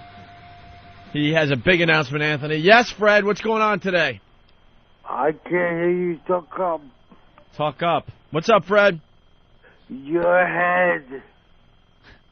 What's up, your head? That's a good one. Thank you. I thought of it all night long. You thought of it all night long. So what's going on today? Basically, diddly shit. All right, well, Holy shit. Do you have an announcement? But no. What? No. I don't think so. Except I can't get laid. You can't get laid, but no, I was reading some of the emails over the weekend. You're going to be at the Boston appearance? Yeah, I'll be a boss to help. So, email me. I need rides for sure. I got 2 rides, but the guy left in the air. Oh, wait. He needs a ride to the Boston appearance, Anthony. Uh-oh. And I heard you had a 17-year-old kid that was going to drive you. Yeah, I forgot. Yeah, but he has to email me back. He has to email you back. Can we get him in? What? Can we get him in? Oh, can we get him into the appearance? I'm not sure. I'll have to ask Ben. Oh, Ben gave the thumbs down. No. All right, here's the deal. We're going to be live at Bill's Bar in Boston on Lansdowne Street for opening day, Anthony. April 11th, that's the first day back from our vacation. That's why we got to start heavily promoting it this week because we're not going to be able to when we're not here. Right. So we're hoping you guys can help us with this. Yeah. All right. And the show time for this particular show is going to be 10 a.m. to 2 p.m. on the East Coast because we want to get people as they're going into Fenway, you know? Of course. And Wheelchair Fred wants to go, but he does not have a ride. I think that's what we're talking about, right, Fred? That's it, you got it. All right, well... You're so smart. Someone has to give him a ride. I'm not giving him a ride, because I think we're flying in or something. Come on, Hope, you can pick him up like the old days. Not like there you go. You're driving, right? Yeah, Hope, go you pick him up. passed right by his house. And then he hits me up. The wife's chair to look at. Fred also wants to know if we can, give him donations while he's at the appearance. Have people donate some money? Well, we could, yeah. Well, why not? We'll get like a change thing. We'll get you a cup. Exactly. We'll get you like a big, bring a bucket. And we'll make an announcement on the stage for people to throw, change and stuff in there. Why not? Why not? The Wheelchair Fred you'll make charity. some cash. Here's a guy that needs... This goes back to our first discussion of the day. Here's a guy that really needs the help in his life. Yep. He's not in this coma. Yeah. He knows exactly what's going on. He knows his life is absolutely miserable and could really use the assist from some of these kooks out there that are trying to keep Terry Schiavo alive. Of course. Here's a guy that knows every day that his life stinks and there's nothing he can do about it. No one's going to hire the guy, and he can only make so much money from the government. Yep. His family has blown him off. He has a son that doesn't even want to spend time with him. Oh, don't bring that up. It's a touchy subject with Fred, but he's lost contact with his son. Why doesn't your son talk to you, Fred? About a month ago, I was no. Wow. What? He took his birthday. Did you talk to him? I called, but he was home. Oh, he wasn't home. Yeah. But he's 20 now. I have to give him a break. He's 20 now. I understand. He's only worried about himself. Well, he's only worried about himself, so he didn't call you back, huh? Yeah. Oh, boy. Oh. I'm telling you, this brings my argument full circle. Oh, wow. There are people like this out there that need the help. Right. And that would appreciate that help and would know that you're actually helping them. Yeah. But let's waste all the time on the Terry Schiavo case. Time and resources. Time and resources. And also, I get laid. Well, he wants to get Freddie, laid. will you shut up? You're wrecking my whole argument by yelling out things like that. Coming across as just a horny gimp. I know, he just wrecked my argument. The horny gimp. It's a horny gimp. Maybe we could hook Fred up with Terry and he could just put his mule where the feeding tube used to go. All right, Fred, we're gonna let you be. Yeah. I don't even say that anymore because of you, Jimmy. Thanks. You wrecked that one. Oh, dude, that's the worst thing, though. Email me. All right, what's your email address? Because someone out there's got to pick you up for this appearance when we're in Boston. Wheeler Durf. Wheeler Durf at AOL.com. All right. Honestly, if someone out there could help Fred, you're going to the gig anyway, and you're kind of in the, Framingham area, Natick border, something like that, no? Fred, help me. Yeah, where are you, Fred? I don't know if you moved. Fred, you? What? Huh? Fred? What up here? Where are you now? What town do you live in? I'm in the same old place.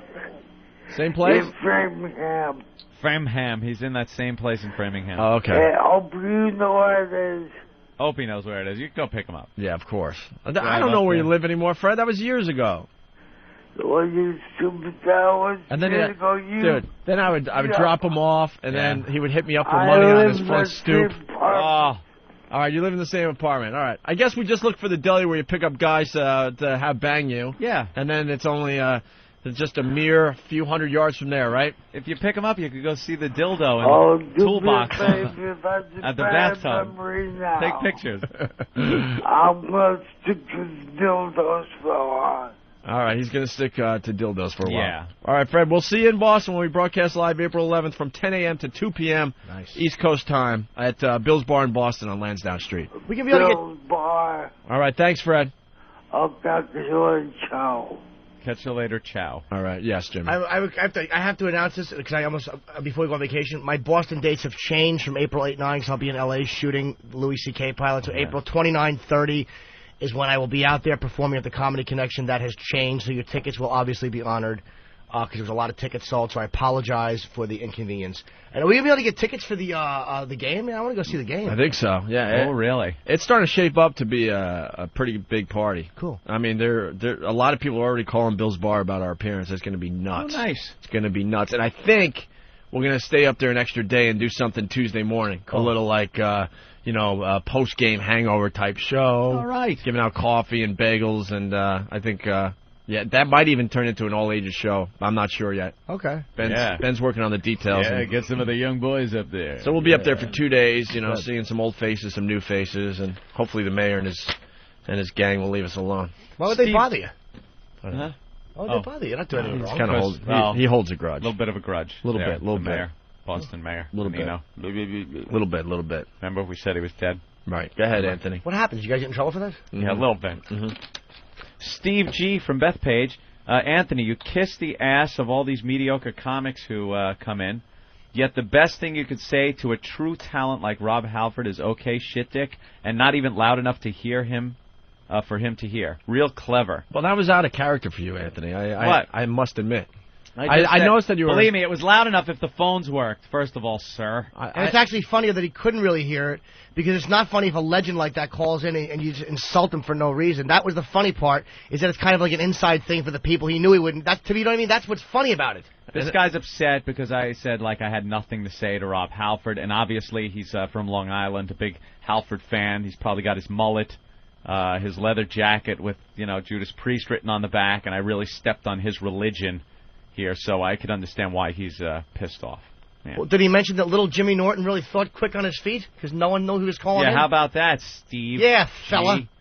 Q99 Radio? Q99 Radio? The letter Q99 Radio at AOL.com? Is that his email address? I don't know. Don't destroy the kid just because he had an opinion, Anthony. Fuck him! You're not the one that is known for making sure the guest hears the awfulness. He has to add in, I kiss ass of all the mediocre comics that come in. He's bashing the whole show right there. He's saying we have all mediocre comics come in. Dude, have you seen the list of comics that have come in? I listened to that goddamn Patrice playback replay with the combo and the glass dildos. It was hysterical.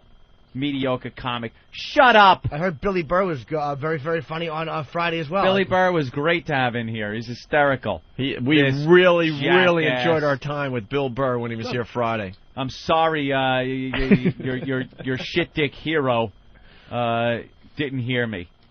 I was surprised you had nothing to say, really. Q99 Radio. Anthony? Send him pictures of nude men. Obviously, he likes gay men. Why would you want that sent to yellowtreats@AOL.com? Jesus. Or ben.sparks@xmradio.com. Jesus. Guy's a jackass. All right, let's go to Chad. That's right, I said it. Jackass. Language, young man. This is still my house. Hey, Chad, what's up? Hello, fellas. Hi, Chad. I just wanted to say thank you to Meaty Tits for the plug, by the way. No problem, man. You guys really helped me out. I appreciate it. Wait, you're one of the guys from that show? Yeah, and it's great. Ever since you guys went to Satellite, I've got a bunch of new bits for our show. Like I tell this story about when I was finger blasting this chick, and it smelled so bad I had to roll the window down. Oh, there you go. And out the whole way home. You might as well get some mileage out of it. That's one of my favorite stories of all time, by the way. And it's great. I was divorced, and my lawyer, Dominic Barber, and I were accosted on the steps of the courthouse, and I lost half of my money. Yeah, all that good stuff. Plenty of good material. I just want to say thank you. And if anybody wants a wow sticker, you can come out to the Out to Lunch appearance at the Iguana Cantina in Baltimore this Saturday. This guy hands out wow stickers at his own appearances. You got to kind of love that. Wait, so you do afternoons down there, bro? We do middays. Oh, middays, We're on okay. the same station as Mike Source. And I wore my O&A WOW shirt in, and they caught a picture of it on the webcam, and the program director was salty, and apparently Geronimo was salty. Really? Wow. Yeah, it's real interesting, but I think you guys are great, and you're the reason I got XM, and you're half the reason I got into radio, so I want to say thanks a lot. Hey, Chad, if you really want to upset Don, and I know this is coming from me, not you, wear a picture of a live dog on your shirt. I'm sure that will really bother him. Or get a picture of a funny woman that someone married who's interesting to listen to. That'll really drive him nuts. And if you want to keep him away from you, Cinnamon Rush toothpaste. There you go. Nice. All right, that wasn't funny. Punching out. Kind of going to be one of my wasn't jokes bad. a little bit. I like the fact he's on the station. He fired at a bad breath joke. Good, Chad. He does commercial radio and he promotes our show when he can. Nice. You got to respect that. That's kind of cool. I wanted to play Diary of a Dead Dog, but I don't have it here today. That was very funny. You heard that? Yeah, the Diary of a Dead Dog was Were you great. here or were you on the road? I was here, unless you played it with your new best friend, Bill. I mean, I heard it when I was I got to tell you, Bill was just terrific. He was just terrific. I don't know. I heard some things. He was That's terrific. No, that's just terrific. you thinking. Yeah, I heard he was great. He was perfect. He fit in perfectly. You know, I introduced you to nothing but funny people. I really am an ass who's just playing with fire. Yeah, here you go. Look at this guy, funny. Yeah, Norton he could sit in my seat and be all funny. Yeah, Norton is a go-getter. Like, oh, well, guys, you know, I know I have to hit the road, but I found the funniest guys to take my place. I really got to start bringing in real awful comics that will bomb. So I'll have to hear some shit like that guy stunk. But like, yeah, where's Norton when you need him? I really am a dope. You really are, actually. So this Diary of a Dead Dog, you want to set it up in or no? What, the Don Geronimo dead dog thing? Yeah, he was backing out of his driveway one day, Don Geronimo, from the Don and Mike show, and he ran over little Rudy, his little dog. And it caused a lot of sorrow. So somebody put together a little... It's like that thing we heard, the diary of a fetus or something. An unborn fetus. Unborn fetus, yeah. Unborn child. Unborn child, yeah, sure. the spoken word thing is taken from the fetus's point of view. And this is taken from Rudy's point of view. Are we replaying that when we go to break? I mean, when we go on vacation? The Don Geronimo saga? The Diary of an Unborn Child? Oh, the Unborn Child? Yes, that one's being played. All right. The whole thing where... Everything unedited. That was nice. A fun one. All right, good. XM is playing with us. Good. Well, here's Diary of a Dead Dog. August 2002. I'm a cute little puppy in a pet store on the Upper East Side of New York. I'm a Cairn Terrier, and boy am I cute. September 2002. I can't wait for a family to take me home. Look at this lady. I hope it's not her. She looks like a real twat. Christmas 2002. That fucking twat brought me home, and it sucks here. I keep hearing two words, career and failure. February 2003. It's Valentine's Day, and the fat fuck named Mike still hasn't brushed his teeth. I think I'll shit on his pillow. September 2003. I hate it here. I've been here for 7 dog years. Nothing works here. The mouthwash doesn't work. Thanksgiving 2003. I'd rather lick my ass than kiss Mike. Did I mention they named me Rudy after the mayor of New York? These people are dumber than the ball I chase. March 2004. That cunt had my ballsack cut off. October 2004. I despise these freaks. I just ass-fucked Clink. That'll teach him to eat my kibble. February 2005. I'm running away. They'll never find me, and I'll be happy with a family that doesn't suck ass. March 2005.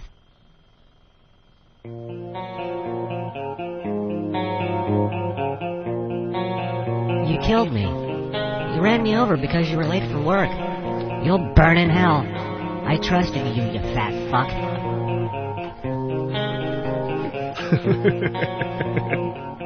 And there you have it. So trusting little puppy. That could Gone. be. That's one of the funniest things I've ever read on a message board. Was that pic that was drawn with "I trusted you, you fat fuck." I know. Beautiful. I don't know. Was that cigars and scotch? If anybody remembers, I don't know. I think it was. Yeah. That's funny. One of 10 of those assholes from the message board that know how to really strike a nerve. I love those guys. Pests, as we like to call them. Only 10? Pests. Anthony, what is this, the juror from the Robert Blake trial? You found Every this. jury now, for some reason, any of the high-profile cases, they have their jurors. They sit there and deliberate, and they come up with their verdict, and they become celebrities. There's always one standout. It's like American Idol. They whittle them down from the original 12, and then one is a standout. For the Peterson trial, you had that red-headed mess. Who'd she look like? Steven Tyler. Kind of like Steven Tyler with red hair. With red hair. She looking was like more and more like a rock star, though. Yeah. The O.J. trial, you had that woman that wound up having that one-woman show thing on HBO. Black lady with white voice, whatever her name was? Black lady with white voice, we called her. And now the Robert Blake trial has its star. This guy went on Larry King. What he wants to do is get his rock music across. He's been in the business, had a band for years, for decades, and he hasn't been able to get any radio airplay. So he used the interviews that Larry King and the press were doing with him for the Blake trial to plug his CD. Judgment Day is his CD. And I guess the judge told him he can't make any money off of this, because the juror can't make any money off of being a juror for a trial. And all the songs are about the case, right? It seems like that. One is called Blakeview or something. Blakeview, Celebrity, Judgment Day, Nurse Nancy. So he's really exploiting this whole thing, and the judge told him you can't sell it. So he wound up having to just put it online and have people download it for free. What a tool. So we downloaded some of the songs, and I haven't heard them. This is going to be a first for all of us. We'll sit back and see if this guy is as talented as the Remembering Lacey. Well, why don't we take a listen to Blakeview? All right.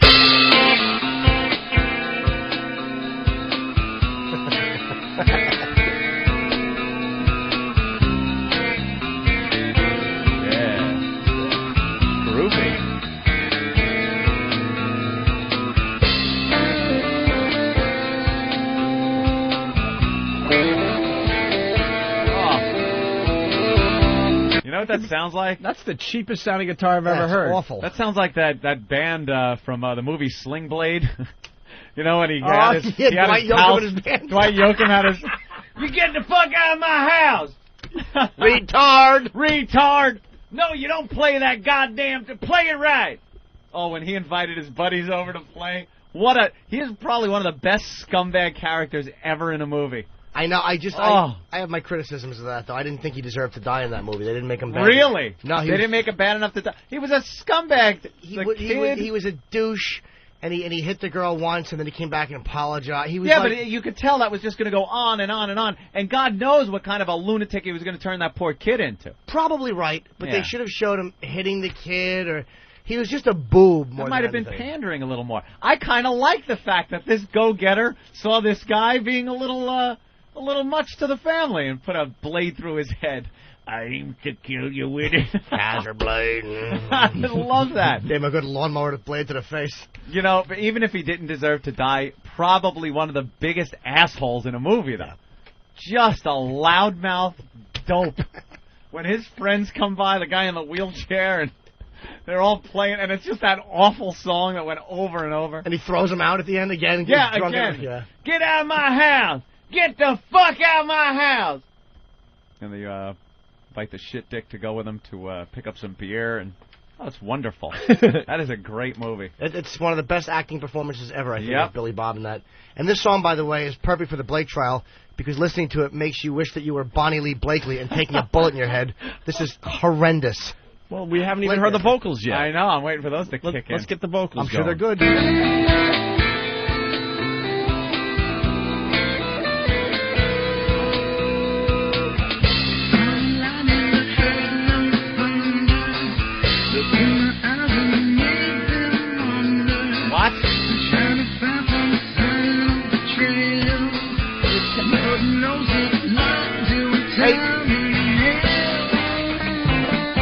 You can't hear a word this idiot is saying. Let's see if this asshole can get on the Phil Spector trial and maybe have somebody produce his next album. You stink. That is an awful recording of a song. Here's a guy that he finally gets his 15 minutes. Finally gets his 15 minutes of fame, and he's getting attention today. He's getting airplay everywhere, and look at this shit. He's getting attention. It's it's sweeping the internet. What a loser. Here's his opportunity. You know, maybe there's a record company out there, if it was a good recording, might have heard something. Might have heard something like, hey, you know. Hello? My bullhorn's broken. My bullhorn's Oh, sweetie! What happened? Hawk, fix that bullhorn for Aunt right now. Batteries, stat! All I heard was Urkel. Fix that bullhorn for Aunt. I was going to sing just like him. Like this?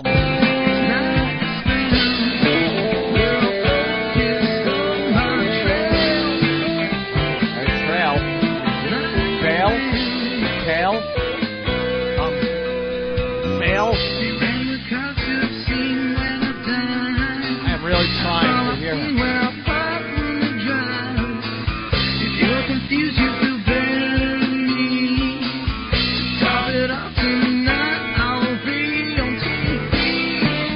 Wow. Yeah. Wow. 3 whole chords. The whole song. That's nice. Oh, what an idiot. Is there another song? Maybe it's just that the mood of that song is like the whole mumbling thing you can't quite hear. Why don't we try Judgment Day? Judgment Day. The title track of this mess. Whoa! Not tuning that thing.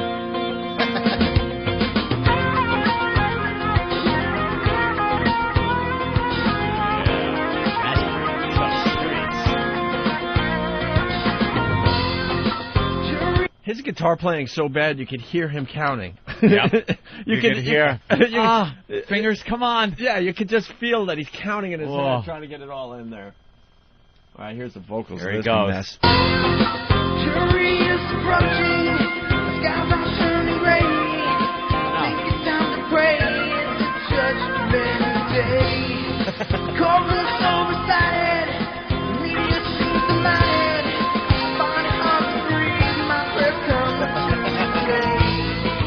Not a hoping day, on the edge is pretty steep. This guy just blew it. He stinks so bad that the vocals are so far in the back, and there's so much like chorus on it, you can't understand a word he's saying. And not even in a good Nirvana way. Not even a Smell Like Teen Spirit kind of way. I'm not even going to argue with you today. You cannot understand this guy. It's awful. We don't need to hear any more, right? His big shot. This is your shot, you idiot. This is it. You got our attention. We've spent 5-6 minutes on it, and that'll be it for you forever. If we heard the words, do you know we would have played the whole song, probably try to rhyme some different things with the whole Robert Blake We would have had fun with it. Maybe some fun with it. Maybe there's a record producer out there that you know is listening to this and going, wow, you know, the guy has some raw talent there. Oh. He's a natural, but no one's going to make any opinion or decision on William Hung gets more airtime than you idiot. You idiot. I want to hear Nurse Nancy. Ooh, maybe this is the one.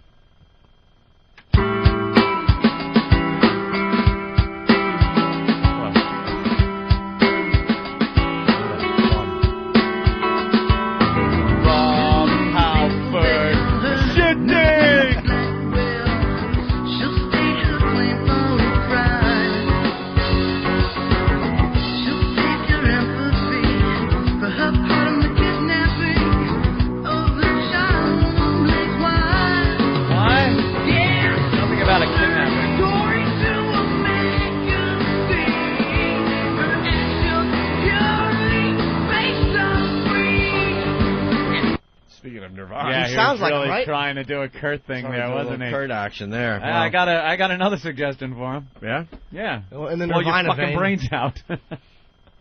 Yeah. There you go. What's his name, Ope? That's called a missed opportunity. Yeah. His name is Who Cares? I'd love to get him on the phone. Why? To ask him why he didn't mix that right and where they could get it, and as soon as he goes to tell us where to get it, we hang up on him. Click. Well, he'll say you can get it off his website or download it or whatever, but that's what you'll get. So great opportunity. Crap. He didn't sell any copies today. Nope.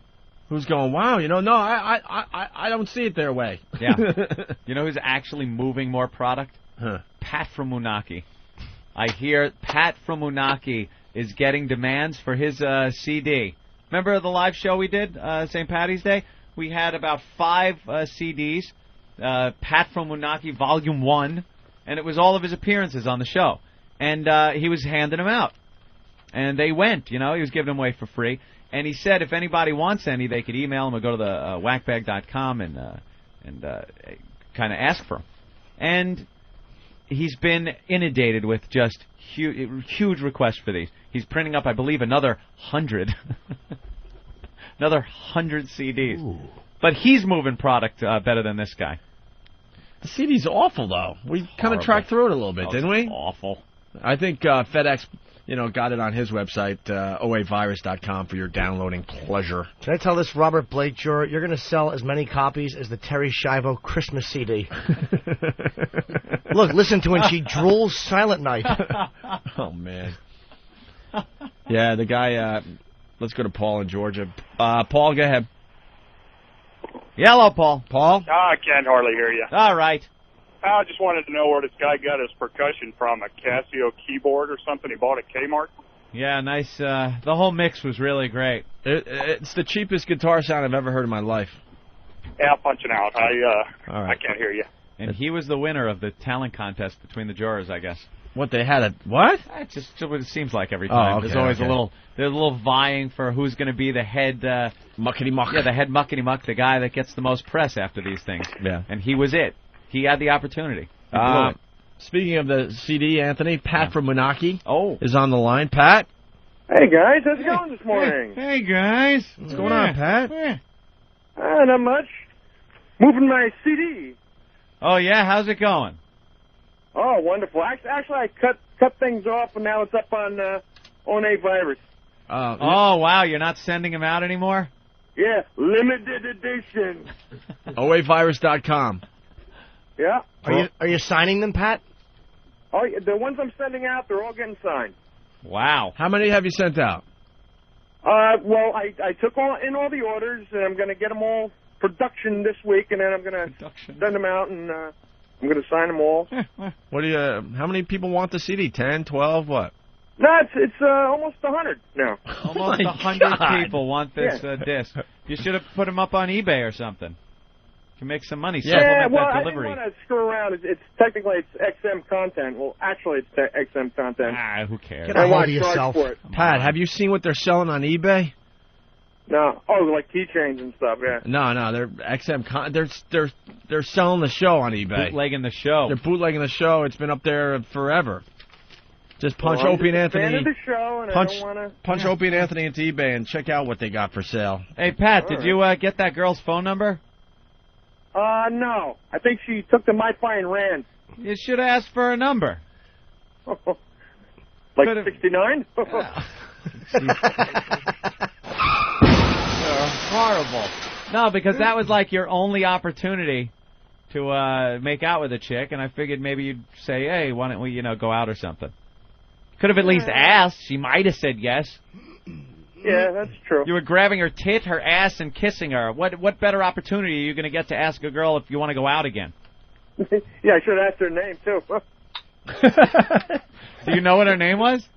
No. He doesn't even know her name. That's awesome. Good. Well, have you mulled that whole scene over in your head and thought about how nice it was kissing a girl and grabbing ass and tit? Oh, yeah, it was much better than a year ago. Whoa. Oh, that was him getting his toe cut off him. Yeah. Of course. And no prospects in the future, huh? For women? Nothing on the horizon. Great. Poor bastard. All right. He's kind of a celebrity. Yeah. And you got to make that work for you, Pat. Yeah. Yeah, I got to... Yeah. Well, okay. Your 15 minutes is just about up, Pat. Tick, tock. Yeah, I know. Anthony made a little clock with my toes on it. Yeah, I did. What? I photoshopped a little clock with a toe on it. In 15 minutes, it was almost there. A little toe clock. All right, Pat. You have nothing. All righty. You have nothing today. I had something, but I forgot it. There you go. Pat. All right, Pat from Moonachie, everyone. Thank you. All right. Bye. You know what I want to sell on eBay, by the way, when I move? I got to sell my TV and my couch. I'm going to try it on eBay. Wow, really? How else do you sell stuff like that? I got a great TV, but I just don't. My new apartment, it doesn't. You got to promote that it has your actual DNA on it. The couch? Have you had sex on the couch? No. It's a black leather couch. It's no. I hardly ever use my living room for anything. Sponges right off. No. I've actually done nothing dirty on my couch or my chaise lounge. Anthony, really? Here it is. eBay. You throw our names in. Opie and Anthony Best of. I guess volumes 52 to 66. It's a 15 CD set. Jesus. It's then there's another one, Opie and Anthony Best of, volumes 31 to 40. That's 10 CDs. Yeah, I'm seeing volumes 22 through 30, volumes 67 through 80. Opie and Anthony CDs, 87 CDs of Best of material. 800 plus minutes, 13 CDs. Opie and Anthony XM Satellite Radio Cup. A cup. Some guy's trying to sell the cup for $26. An Opie and Anthony autographed T-shirt from St. Patty's Day. Going for $20.50 so far. A Royal Flush CD from WAAF. That's a rarity. $4.50. One of my brother's autographed Opie and Anthony Cringe Radio Wow shirts. Nice. God, just email him. I'll sign whatever for you. Yeah. Let's see. Wow, that's a lot of. And Opie and Anthony Sex for Sam, 2 and 3. We only did 1 and 2, right? You did 3, bro. We did do 3. Number 3. I don't want to remember 3. Jesus. I thought we only did. All right, yeah, we did 3. All right, so they got Sex for Sam the second time we did it, and the third time, which was the bad one. Yep. And then our 9/11 broadcast. Oh. Which I've never listened to again, by the way. That's one of the only things I've refused to listen to. Yeah, I don't want to hear that. I don't like looking at the pictures. I don't like watching the videos. It's depressing. I know we did really good radio, but I just don't want to listen to that again, ever. Nah. What's this Toby thing, Eric? eBay. This guy online, when you're talking about eBay, he wants to raise $50,000, or he's going to kill and eat his pet rabbit that he's had for a few years. Right. Is this legit, though? People are really sending in money? Set up through PayPal and everything. Come on. This is illegal. You don't think this is real? It's illegal. Well, people do stuff like this before... Eric might have been had. No, they take it down before... It says, Toby is the cutest little bunny on the planet. Unfortunately, he will die on June 30th, 2005 if you don't help. I rescued him several months ago. I found him under my porch. Oh, that's the best part of this whole bit. I found him under my porch, soaking wet, injured from what appeared to be an attack from an alley cat. No, that was no alley cat. That was little Jimmy Norton. The monster rain was coming. I took him in, thinking he had no chance to live from his injuries, but miraculously he recovered. I have since spent several months nursing him to health. Toby is a fighter, that's for sure. Unfortunately, on June 30th, 2005, Toby will die. I'm going to eat him. I am going to take Toby to a butcher to have him slaughter this cute bunny. I will then prepare Toby for a midsummer feast. I have several recipes under consideration, which can be seen with some pretty graphic images under the recipe section, Anthony, of his website. I don't want to eat Toby. He is my friend, and he has always been the most loving, adorable pet. However, God is my witness. I will devour this little guy unless I receive $50,000 into my account from donations or purchase of merchandise. You can help this poor, helpless bunny's cause by making donations through my verified PayPal account by clicking on any of the donate buttons on the site, or by purchasing merchandise at the, should we just get up? SaveToby.com online store. Fake. Here's the current status of donations for Toby as of March 20th, 2005. Thanks to everyone who has contributed.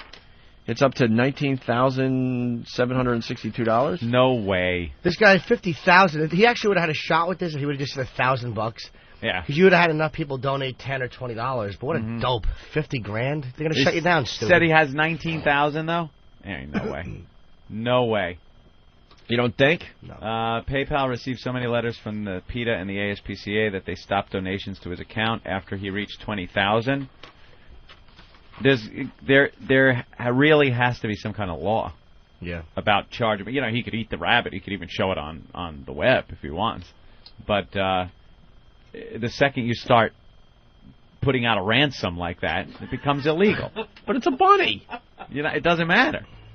You're extorting money from people to keep them from seeing or hearing about or acknowledging the horror. Right.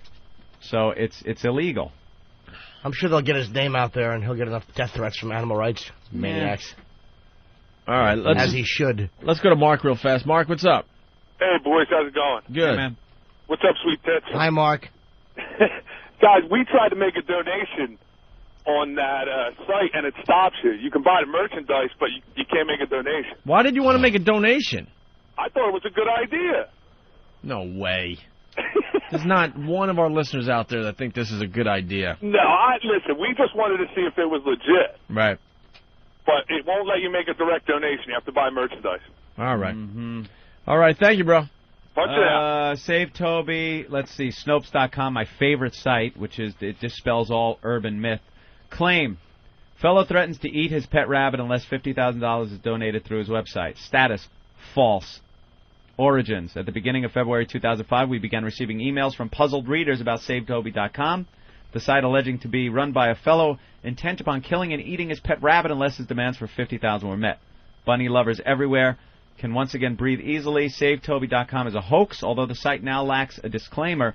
A visitor to it on February 9th spotted one that said, "Note, this is a joke. Please only donate to buy gear or help support SaveToby.com." Even without such explicit clarification, certain things about the site should make the buffoonery clear. The premise of the threat gives away the jest. Send money or I'll kill the rabbit. Society regards rabbits as one of the most disposable pets. Really? I guess he gets into something there. The balance figure, which purports to showcase the amount already extorted, is a fixed graphic, not a counter. It's periodically edited to increase the number displayed. Yeah, it's a little thin, too. They're saying it's fake. At the end of the save page, it says it's a joke. Yeah, so it's fake. Don't worry about it. We should set up one of these sites. Really? Yeah, then have some kind of thing where it promotes the radio show. Get the whole country involved in this People thing. are such sheep. This reminds me of a certain case that's going on right now in the thing. You know, where Save Terry. Save Terry.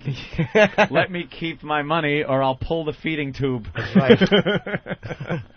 There you go. Let Toby nibble at her innards. Got another big celebrity calling in today, Anthony. Oh. Chris Jericho. Hello. How are you, Mr. Jericho? That's what we should do. You should say, if you don't send $50,000 to Opie and Anthony, that you'll kill and eat Chris Jericho. There'll be no eating of you, sir.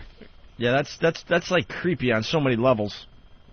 We could make a couple bucks. Do we have to call you Fozzie through this whole interview again? No, it was Mule Juice McQueen. Oh, yeah. That's right. That was like 5 years ago. That was a long time ago. All right, I forgot. That was a long time. That's when we first started the band. We were doing the alter ego thing. Right. Remember, it was myself and Dice Clay. Yeah, Dice. I remember Dice that. didn't understand what was going on. It was pretty funny to watch his reaction. It was pretty cool. Because back then, Anthony and I were really following wrestling. We're like, no, man, it's Chris Jericho. We want to get into this a little bit. And he wouldn't fess up to being Chris Jericho. You wouldn't acknowledge it. It's so annoying. It was really annoying. So, I mean, if that's what you were accomplishing that day, you did. You accomplished it. Well, that's my mission, to be annoying. But you know what? I got to tell you something. So you did start this band, Fozzie, as a goof, sort of, right? Well, we started out playing cover songs, and we got a record deal from playing cover songs. And so, I mean, the world has enough cover bands as it is, so we kind of came up with that whole story just to make it something a little bit different. So that's kind of how the band started out originally, 6 years ago when we first started. And then what? You started actually playing together and getting tight and writing your own songs? Yeah, exactly. We realized that we actually had some good chemistry as a band, and we had chemistry as songwriters. So I guess about 3 years ago we started to, just do our own thing and play our own stuff. And, I mean, that's kind of where we've gone. Like, the band kind of evolved into being an actual, quote-unquote band. How often you guys play? You touring out, or what are you doing with the band? Yeah, we play as much as we can. We play quite a few shows in the States, actually, after WWE shows. But we've done a lot of stuff in Europe, actually. We just did a tour of England in February. We're going back there in May. And we're doing a tour of Germany in April. And we're doing some shows with Motorhead in the States coming up next week. So things are going good with the band as far as, live shows go. They just released our third record called All That Remains, which is doing really good. I mean, it's getting airplay in, 70 stations across the Yeah. states, and the videos on MTV. So it's a good time for the band right now. Really fast. I mean, they're just starved for entertainment overseas. It seems like, and I'm not. This is not I'm not trashing it. Trust me, because I'm about to give you a great plug. I think the new song is unbelievable. But it just seems like everyone just goes over to Europe and just makes boatloads of dough, and they just eat up whatever over there. And then it's a lot harder to make it in America. Like, there's a lot of bands, and I'm not saying you again, but you just something clicked in my head. A lot of bands that have just been done for years in the States, and we end up talking to them over the years, and all of a sudden they're huge in Japan, huge in Germany, huge here, but they can't even sell out a tiny little club in America. It's the strangest thing, and it happens over and over again.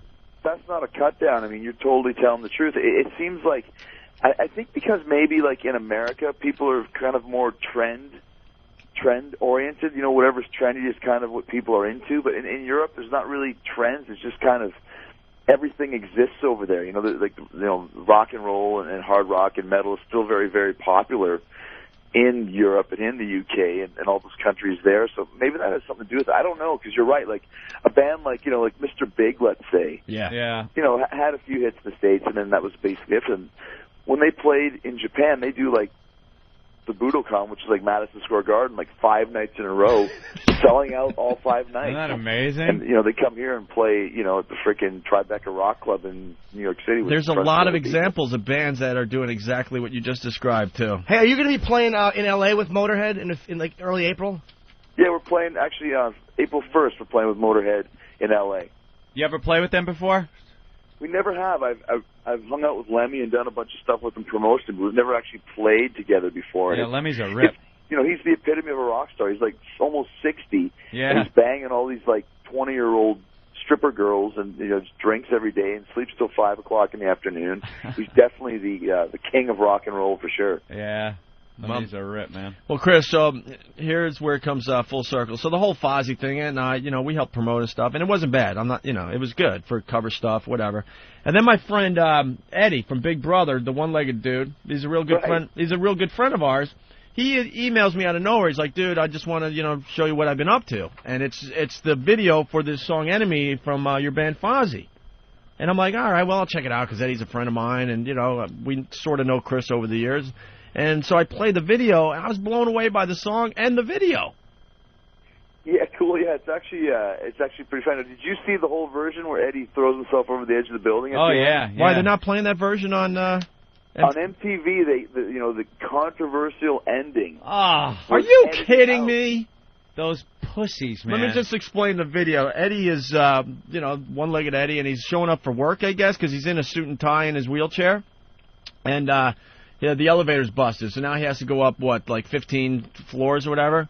And he's crawling up, the stairwell, Anthony, floor by floor by floor. And while he's climbing, he's pretty much realizing how much his life sucks, because I guess he lost a chick, and now she's banging someone else, right? Right, Chris? Right.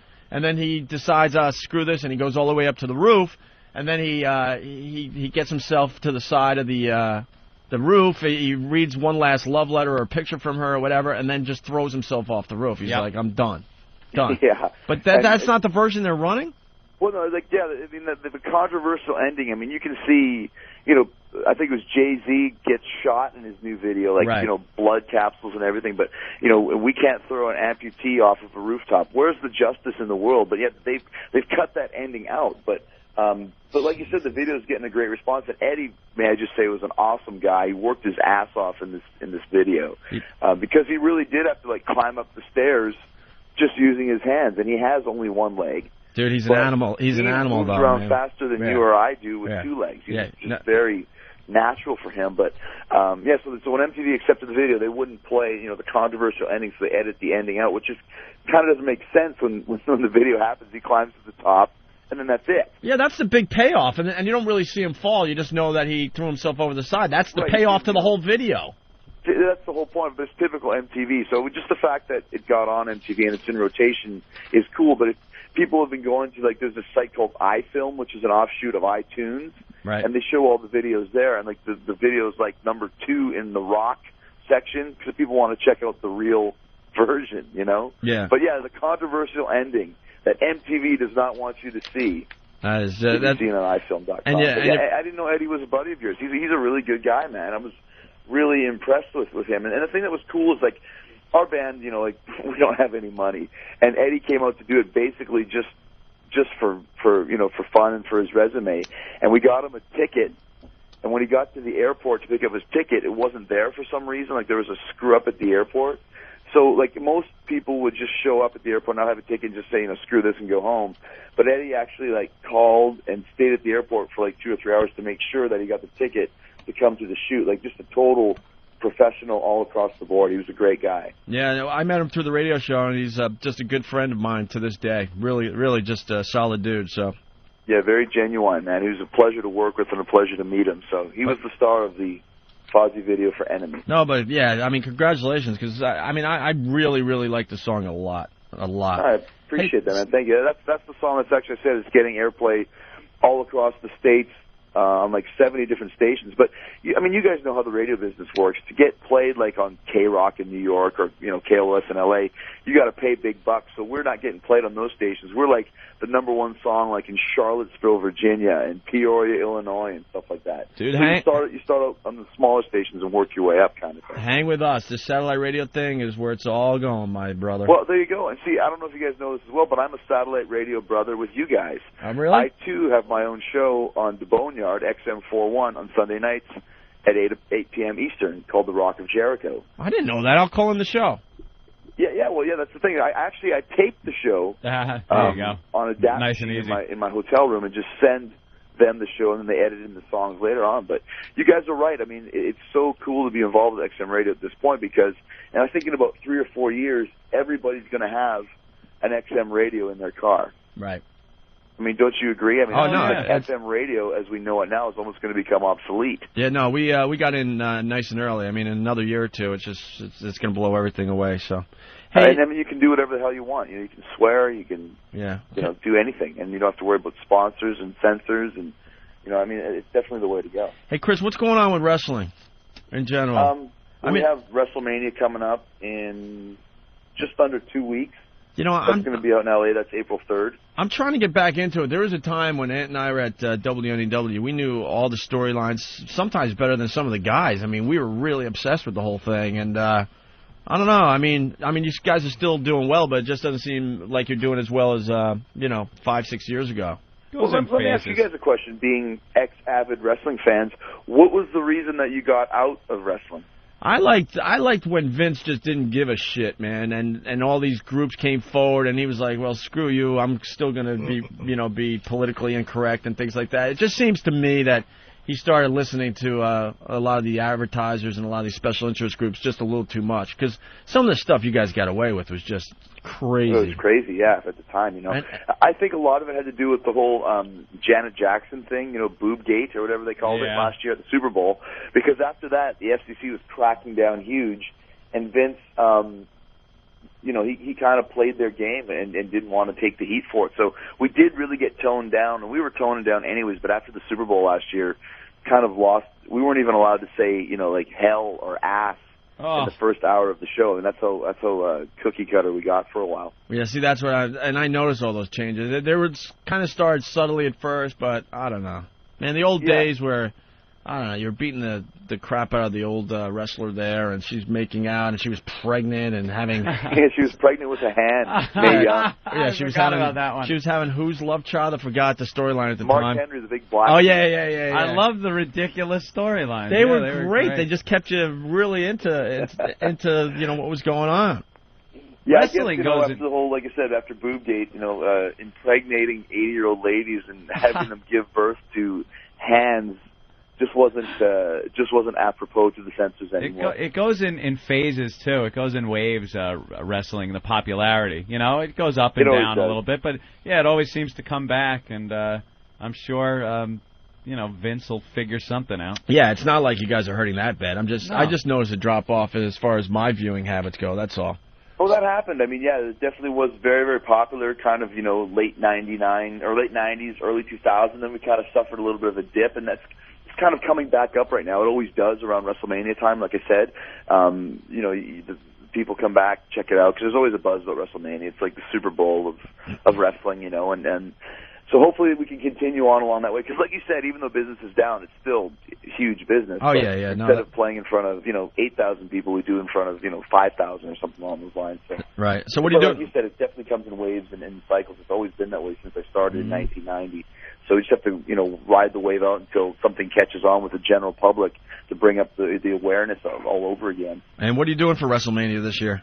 I'm in a Money in the Bank ladder match Yeah. for the #1 contender for the WWE Championship. Okay. So it's a pretty, it's one of them crazy ass ladder matches where you go out there and just get the shit kicked out of you by this stupid steel ladder. So we'll have to see what happens. Some of those ladder matches are just unbelievable. All of them. I had a ladder match last year in September. I'm going to give you guys some inside information, probably too much information. I slipped and fell off the damn ladder, and I kind of landed on it ass first, where, for all intents and purposes, the ladder went up my ass pretty much.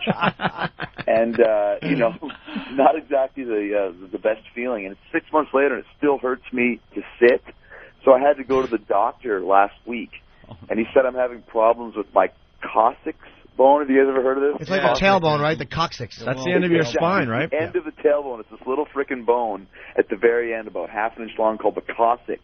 And I've broken my coccyx, ladies and gentlemen. Ooh. So it's like I have to take all these pills and all this stuff That for really a broken hurts. coccyx. Only in wrestling, because you suffer from a broken coccyx at the end of your tailbone, basically up your ass. Yeah, nice work. You broke your ass, basically. Hey, Yeah. Chris, have you seen the China X-Pac video?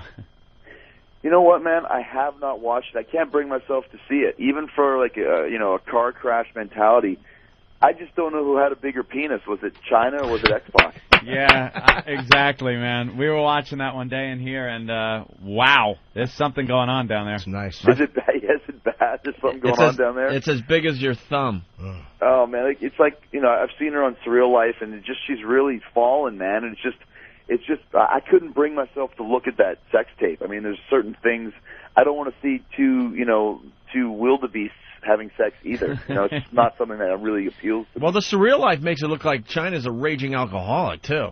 Yeah, and a raging lunatic as well. I know. And we've had her on the show many times, and it looks like to us that her personality has changed, and she's in a bad place these days. I don't know. Man, it's just the drugs, right? I mean, you see it happen all the time. I guess she just kind of lost herself. And it's actually a very sexy video. She was a really, really nice girl, and she was on top of the world, and people just fall like that. And I don't know, that happens in the wrestling game over and over again. I don't know why it's so susceptible in wrestling. I guess maybe in rock and roll music as well. But people never learn their lessons. People make some really bad moves, yeah. Hey, absolutely. Is Hogan and Austin coming back for WrestleMania? Austin is coming back for WrestleMania for Piper's Pit, with Roddy Piper. Mm-hmm. Roddy. And then Hogan is coming back to get inducted into the WWE Hall of Fame. Oh, but I bet you but something. He's not wrestling on WrestleMania. Oh, yes, he will be, because something's going to happen. Something's going to happen. I'm thinking it's going to be. Something will happen where they end up coming back, especially Hogan. He always kind of comes back and forth, every couple of years.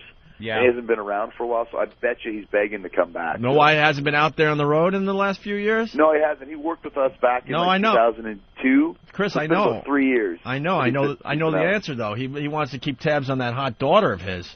Exactly. Dude, she's dressing. She's what, 15 or something, but she's dressing like she's, in her 20s, and she's showing up at all these, premieres and stuff. Just a piece of ass. No, she's a hot chick to say the least, for sure. Yeah, she's only 15. Something like that, but they're parading her out there like she's some sex symbol in her 20s. Or You're getting that. You're getting that on the road, though, right, Chris? When you tour it with the band, get those 15-year-olds. There's a picture. It happens all the time. I mean, what are you going to do, right? As long as they don't tell the cops, what difference does it make? Wow. But Exactly. they're trying to make her like into a Britney Spears, Christina Aguilera, kind of the 16-year-old slut, singer chick, In the face, she's much hotter than both those girls too. By the way. Oh yeah, she's a big girl too, man. She's about 6 feet tall. Wow, so really? She can whip their asses as well. Yeah, she's a great singer too. So I'm assuming one of these days she'll probably break through. I don't know if it's a good thing or a bad thing that Hogan's her dad, though. I wonder if that would help or hinder. I don't know. I'd hate to go over and pick her up and have to deal with the leg drop. Hey, brother. Oh no.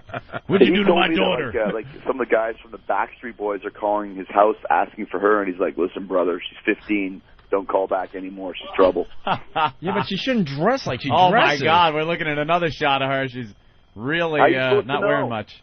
How are you supposed to know? That is not a 15-year-old girl right there. Right. I mean, how is a unsuspecting guy like ourselves supposed to know? I mean, we don't know. Yeah, look at that. Poor Hulk. He's got to deal with that. All right. All right, Chris, you're coming to town in, I think, middle of April. You should stop by. Yeah, April 18th we're coming to town. Yeah, maybe I should come by. Yeah, you guys are on till 10, right? Or is that 11. Until? Until we moved the show to 11 a.m. East Coast. Oh, that's awesome. Well, I'll try and set it up and come and hang out with you guys. That'd be great. XM Brothers. Who would have ever thunk it? That's 6 years ago, when I first came into your studio, that was one day we'd be working for the same company. Cool. All right, Chris, we'll let you be. All right, fellas, appreciate it. All right, we'll talk to you soon, all right? Okay, take care. Thank you. There he goes, Chris Jericho. We should play his song. I should have told him we were going to play his song. Someone will get back to him and tell him we played his song. Yeah. Anthony, before we go to break, do you want to do the thing where we listen to other morning shows today? The thing? The thing? We'll do a quick We're little gonna thing. do the thing. You hear? You hear? I hear. Yeah, let's do the thing. You want to do the thing? Yeah. Well, we're getting off premium April 2nd. When men were oysters. Jackass. Where is Dice been? I don't know. I can't stand him, but boy, to hear him on the phone would be great. Yeah, we'll get him back on. He's got all sorts of rules or something, I guess. We'll see what rules? we'll see what kind of rules he has. I don't care if he just says hello and we hang up. I just got to hear him. Hello? You hear? Shut up, jackass. Dutch clutch all day long. All day long. Dutch clutch all day long. What is that? You bet. You bet. All right. Bosco or you bet? Well, we are trying to get the band You back bet. together. So slowly but surely we're getting the band back together. Speaking of which, starting April 2nd, we're going to be off the premium, and after that, I think we're going to have to start expanding this channel a little bit. Oh? Going to have to bring some shows into the mix. Really? Some here, some there. Yeah, a little bit, little bit. A little more variety for the channel. Yeah. And this worked great about a week and a half ago. We had our listeners kind of, tune in their local morning shows to kind of let them audition, basically. Yeah, your wacky morning shows. It's better than city near you. See, because what happens in radio, if you're like in a small market or something and you want to get to a bigger place in radio, you put together a demo tape or a demo CD. Oh, and is it going to be just stuff that you pick out willy-nilly? Oh, no. Of course not. It's the best of the best that you can do. The cream of the crop. Even the faithful listeners of this program know that, there are days we just plain stink. There you go. But our demo tape would never stink. We have so many highlights. So this is a better way to really get a feel for what these shows do. When you can just, punch them in and on the spot see what they're up to. Pop in on them out of nowhere, like unexpected company. Right. That's us. Right. So we're going to, we should do this for a little while today. Yeah. Again. Maybe we'll find a future show for high voltage. There you go. So, but you got to help us out. The volume of the radio in your car has got to be just right. The cell phone has to be just right, too.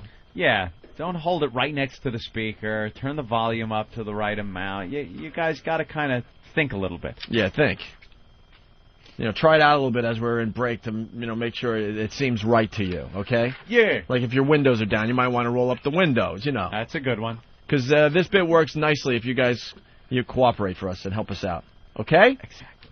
Right. Anthony, as we go to break, why don't we play Chris Jericho's Enemy song from his band Fozzy? The video really is great, and it just, it doesn't amaze me that MTV will get rid of that ending to that video. Yeah. Because like he said, Jay-Z, 99 Problems, but the bitch ain't one. Right. That video is just a disaster at the end. He's just getting blown away. Yeah. But they allowed that because why? Because it's a hip-hop song? Is MTV to blame, or is it they're afraid people are going to sue if their kids jump off a building? Yeah. Oh, I can't stand that. They can't play an episode of Jackass or Is that why Jackass isn't on anymore? Yeah. They finally gave up that fight? Yeah. It caused them a lot of problems. They put the umpteen thousand disclaimers in front of it, and still these idiots are trying to jump over moving cars and do other things. I noticed they moved Wild Boys over to MTV too to try to hide that show a little bit. Yeah, God, they know it's popular, but they're like, let's just hide it over here. Maybe it won't get as much attention. I cannot get enough of that show. It is so goddamn funny. They just walk around like the two gayest individuals. They're not gay. But how are they not? You watch the show and they're like, oh yeah, he's pretty much sticking his dick in that guy's ass, but it's not really gay. Not when they do it. They are so straight, I think, and so secure at their sexuality that they can do the gayest thing and know it's not gay for some reason. It's You know what I when mean? you show they'll do a close up on Steve-O's face, and he'll start talking about what they're doing, and they slowly pull back, and you see the other guy is behind him, like almost ass fucking him. It's hysterical. Comes out of nowhere. I find it very funny.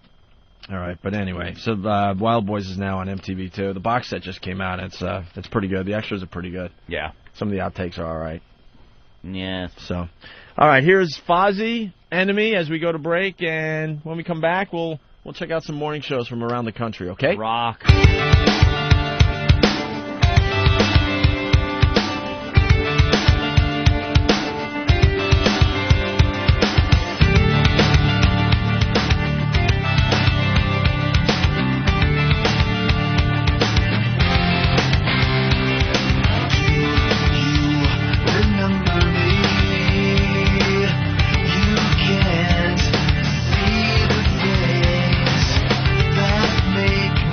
I am.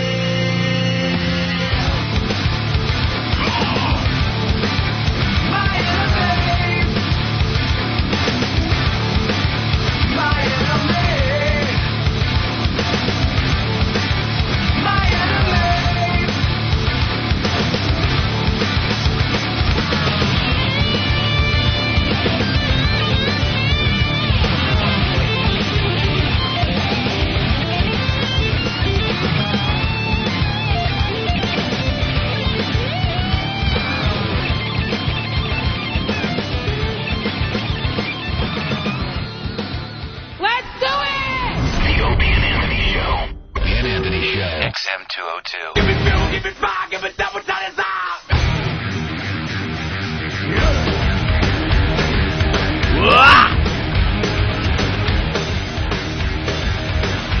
All right, we got lots going on today. We might get into the Cindy Adams thing in a few minutes. I'm obsessed with Cindy Adams and her stupid column because it's so awful. Oh, she's funny. She's what a laugh. She's an ancient broad that's trying to still act hip, and I don't know. And just knows- because she was married to a comedian, she thinks she's a comedian, and her jokes are just plain awful. Yep.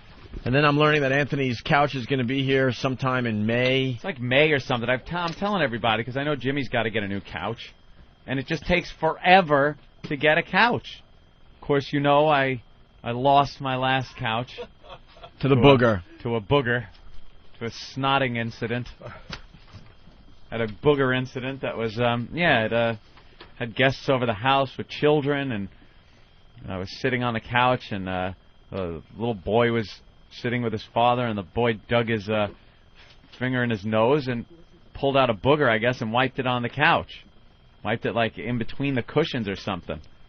And the father had asked him, what did you do? And he said, I picked my nose. He said, where is the booger? He goes, in there. And he said he couldn't find it. The father goes, well, look for it. And he goes, I can't find it. And I'm sitting, like, I'm just stiff as a board sitting there, and my head is just spinning. I'm going, oh, my God, I have to throw this couch away. Yeah, you're so contradicting yourself today. Why'd you have a heart on? Stiff as a board. Because you started the show by saying that Howard was a agoraphobe. Agoraphobic. I mean agoraphobic. But that's like going out. No, I know. And Yeah. I was gonna continue with my statement. Germaphobe. I understand what that is. Yeah. But and a germaphobe.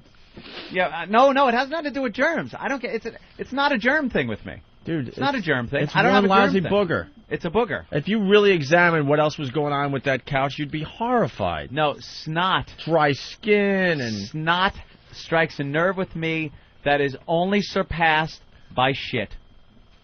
Only surpassed by shit. My level of disgust goes shit. Now, make sure you write this down, people. It's shit first on the list. Disgusting thing ever that could come out of a human being is shit. If it was near me or around me, God forbid, on me, I'd lose my mind. Okay. So that's number one, the evil of all evils to come out of a human body. Second on the list. Second is snot. I agree. If snot gets near or around me or, God forbid, on me, I will freak out. If it's on my couch, I throw the couch away. I agree. Third, splooge? Probably pus. Pus? Some form of pus. Yes, pus. So wait, there's like three things you could think of that are worse in your mouth than a load. I didn't say in my mouth. Because you'd rather take a load than eat a booger? Here comes the promo. Because I've had... No, think of it this way. I'm even talking about myself. So I'm talking about snot or anything coming out of me disgusts me. And if, who hasn't shot a load on their own gut, right? It doesn't disgust you. And it goes down to urine, things like that down the line. But urine's one of the least, really. I know, yeah. It really is. You take a leak. You're leaking so much at this point, it's your best friend. Why not? Right. What about earwax? Earwax is pretty up there, too. That's up there. Earwax, probably right after pus. It's like a buttery goodness. It's tart. You ever put your tongue on your finger after you stick it in the earwax? Don't make me... You almost made snot come out of my nose. You would never eat like a big watery runny booger? God! Yeah. It's like sucking down a loose piece of pasta. Stop it. It's got a nice salty tinge to it. If I you just made me do the cricket snort. If I inadvertently, you suck in and you feel something more than just You've mucus never go down eaten the back your of your boogers? throat. Never! Not one. Not one Dude, time. I can say, in all of my years, I have never, ever, ever eaten one of my boogers. Not once. I have never even contemplated it. Really? I have actually been repulsed at the very thought so as not to even accidentally ingest a booger.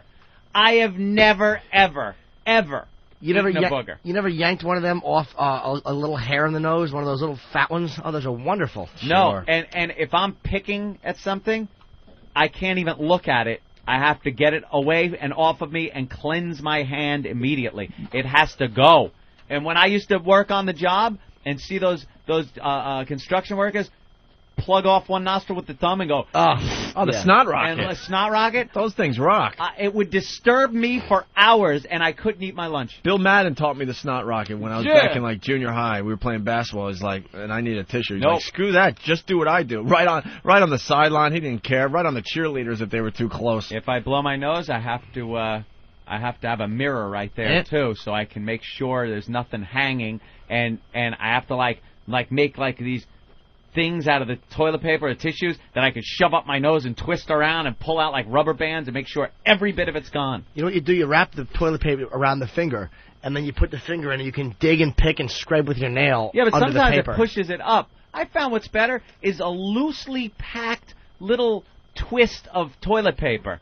And then you could put it up there, jiggle it around a little bit, and it kind of grabs on and pulls it right out. Yeah. So your thoughts, Anthony, on people that eat their own boogers? People that eat their own boogers?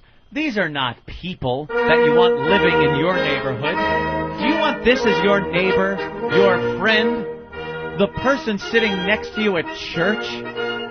Maybe on the job, on the go, even looking out the window of your automobile as you cruise this great land. Do you want to look over and see some animal picking, digging, straining up to the knuckle to pull out some of that green goodness? Take a look at it, slowly roll it between his finger and thumb as he ponders the taste of it. I don't even know what he's thinking when he's gazing into this glistening green orb between his fingers. But what does he do with it, people? Does he get a tissue and dispose of the ugliness? Does he wipe it somewhere, never to see it again? No. He looks at it like it's some type of meal and slowly puts it in his mouth. And then chomps on it between his little teeth. Before he, swallows it, puts it between his cheek and gum like a skull. I don't know what goes on with the booger after it goes in his mouth, but it's there. It's horrific. We need to do something about these booger eaters. Thank you. Thank you. And thank you very much. Thank you. Thank you, people. The booger is not... Yeah, thank you. Thank you. Thank you. No, great. Thank you. We as non-booger... Thank you, people. Thank you, please. Thank you. I say, put the booger down. Awful. Snot is the reason I won't eat rice pudding, says Clark Gifford from Whackbag. I have no idea what that means, but something struck a nerve there. Rice pudding. Rice pudding is an awful invention. Do you know there were dominatrixes that? Well, I've read stories of. Yeah, stop it! Don't even say it. No, it's not what you think. It's not what you think. It's not what you think. Snot rockets right in the chest. No, she'll actually put her nose in your mouth and blow her nose in your mouth. It's worse than I think. You're right. That is horrible. I'll tell you the most disgusting thing for me is, to be honest with you, period. There's nothing that gets me more than that. That, to me, is number one. Clark Clifford from Whackbag also saying, snot is like the caviar of body fluids when compared to shit. It really is. Very funny with the food analogies there, Clark.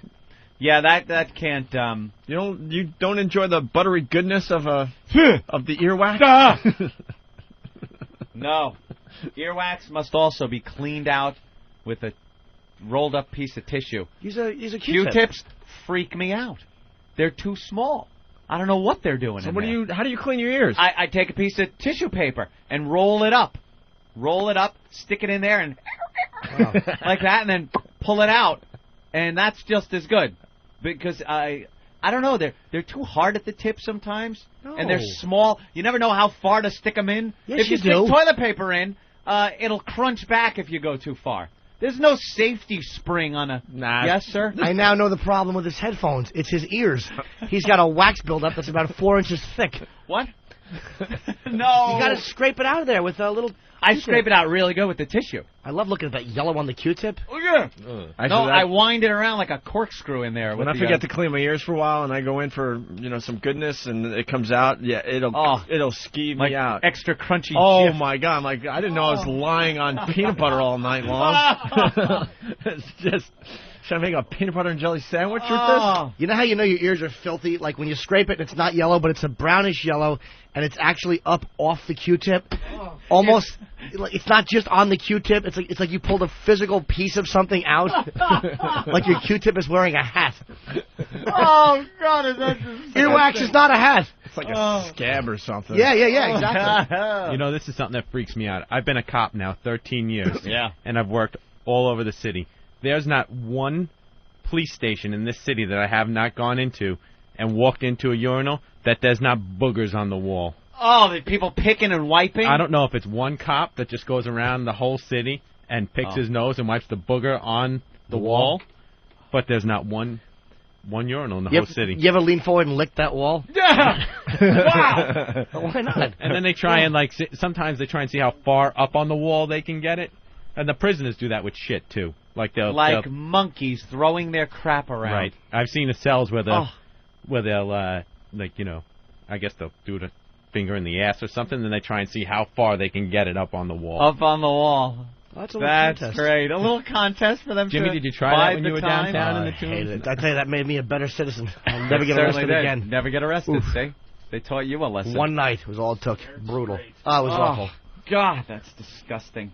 Yeah, the booger on the thing. The problem with the booger on the precinct wall is if you lick it, it won't come off. It's like a hard little bump. It's like a genital wart on the wall. Kids would wipe snot and boogers under their desk. Yeah. And sometimes if you were just kind of hanging out and maybe you had your hand on one leg and you go to, tap your foot. For some reason, you touch the bottom of the desk and feel just lumps under there. When a crusty one would fall off. I still get skeeved out just thinking about it. I have a confession. The God's honest truth. I was a shock student, Anthony. Back in the day, a shock student. And we'd be in some of these really boring, history classes and stuff. Yeah. And I was known. And it got to the point where people would collect money because they couldn't believe this was actually going on. I started it out as a goof. And then how things spread around school, and I wonder why I didn't start dating until I was like a senior in high school. Then they would start getting collections because they didn't believe it, so I would do it, and I would get my lunch money. And what was this? I would reach under the desk, feel for a good one. A good what? Wad of gum that's been there for weeks, maybe years, who knows? Usually the hard ones. Oh my God! Scrape it out. You weren't that kid. I swear to God I was. And I would, pop it in my mouth for the enjoyment of everybody screaming and yelling as the teacher had his back to the class. And then he would turn around wondering what the hell was going on. Yeah, that was me. That is really disgusting. I was that kid. Just for a little while. It was a little stage I went through, Ant. A little stage, yeah. Were you ever just sitting somewhere and have a chunk of wax fall out of your ear? What? No. Never. Dan? No. Dan from Pennsylvania, I guess, has had that happen. Thanks for having this discussion right as I was eating my yogurt. Yeah, yogurt, not a good thing to eat during this.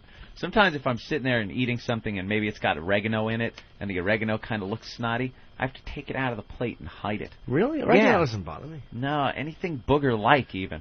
So now bringing it back, that's why I had to get rid of the couch. Oh, yeah, the couch. The booger was in there somewhere, couldn't be found. So I couldn't sit, I couldn't recline, I couldn't lay down and not think of that booger. But if you couldn't find it... tasks me. The booger tasks me. Maybe the kid never had the booger on his finger. You ever think of that? What do you mean? Because you couldn't find it that day. He wiped it somewhere, and it's somewhere. Boogers don't just disappear, Opie. It was somewhere in that couch. Couldn't you have it professionally cleaned? I mean... if he couldn't find the booger, maybe it was in a cushion somewhere. So you'd never see it. Might have been able to have it cleaned. It just had this booger stigma to it now that I just couldn't get rid of it. Does the new couch now have the plastic on it? Yeah, I haven't gotten the new couch yet. I'm not getting it until next month because it takes forever to get a couch. Are you still using this couch? No.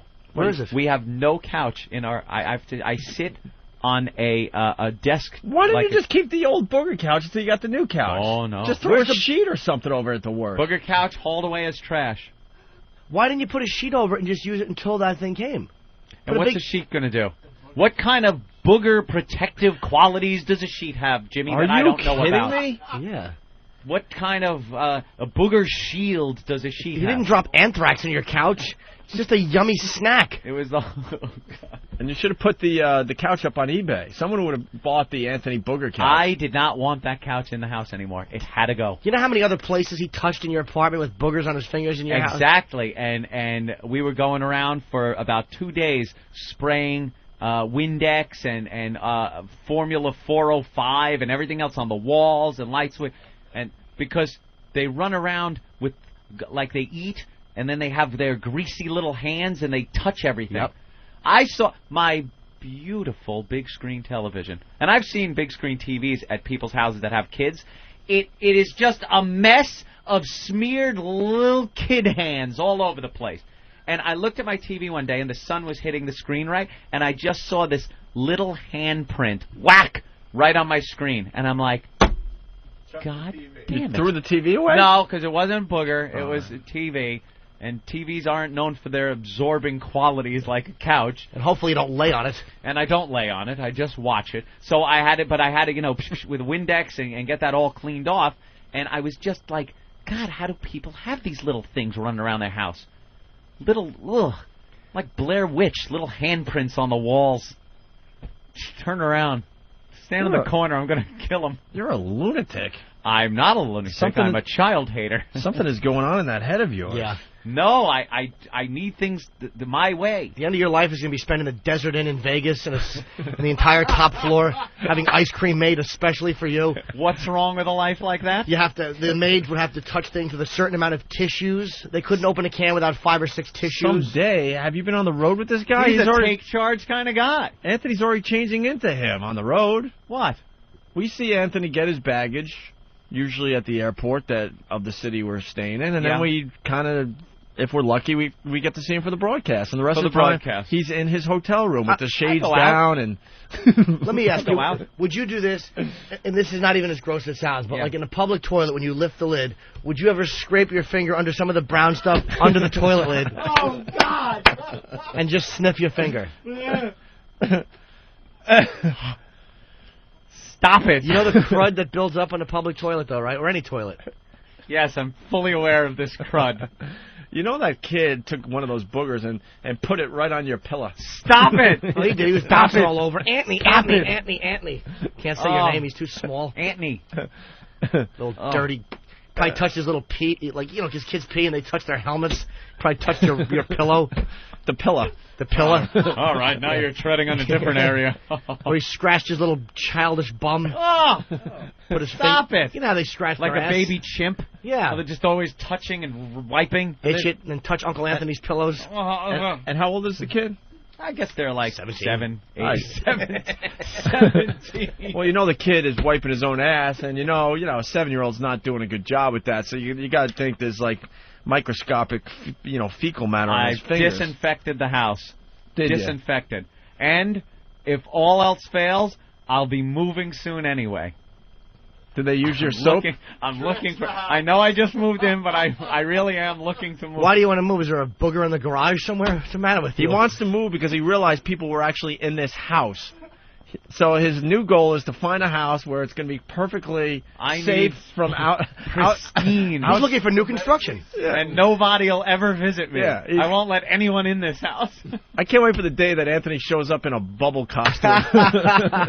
Rolling through the door, yeah. I'm slowly but surely noticing you're changing. Yeah. A little bit. No guests. No guests. I might actually have like a cabana by the pool where people can stay that has to be bombed every so often by an exterminator or something. Well, they'll be doing the show. You'll be actually in that room where the interns are, and no one can come in there and talk no to you. one can come in there. Reading the news.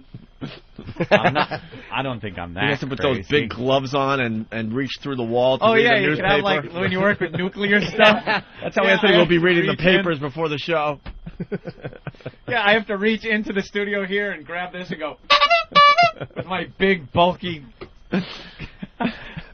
Outbreak gloves. Well, Anthony, let's see if this would bother you. Let's go to Tom and... All right, it's Formula 409. Sorry, I was off a couple of numbers on my cleaning. What'd you say, 408? 405, I think. Oh.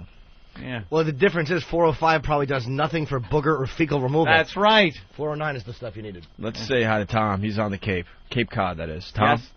Hey, Opie and Sugar Tits. Hi, Tom on the Cape. Hey. All right, I work in a prison down on Cape Cod, Barnstable House of Correction.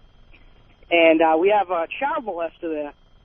And he has Hep C, AIDS, and he has a colostomy bag. Oh, Jesus. And he's an unruly inmate.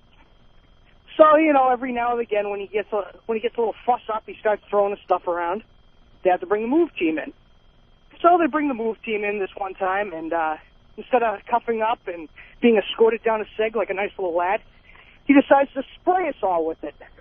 And I have a fantastic time. The shield guy gets it all over everybody. Oh, it was good times all the way around. A colostomy bag being sprayed at you. He won the unlucky lottery. That's hardcore. What happened to him?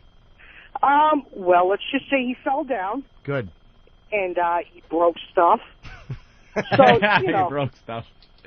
All right. All right, guys, touching out. Thank you, Tom. You can't blast Thank a bunch you. of correction officers with liquid shit and not expect to get a savage beating for it. Some type of retribution. What do you think they're going to do, laugh it off? Oh, look, you got some on you. Yeah, all over my white shirt, you silly goose. Yeah. Oh, you. Because you know, colostomy bags probably got pulp in it. It's not pure liquid. Whoa. It's like stew. It hasn't gone through that mold. That mold that is your intestine that kind of gives it that shape. There's a fingernail in it.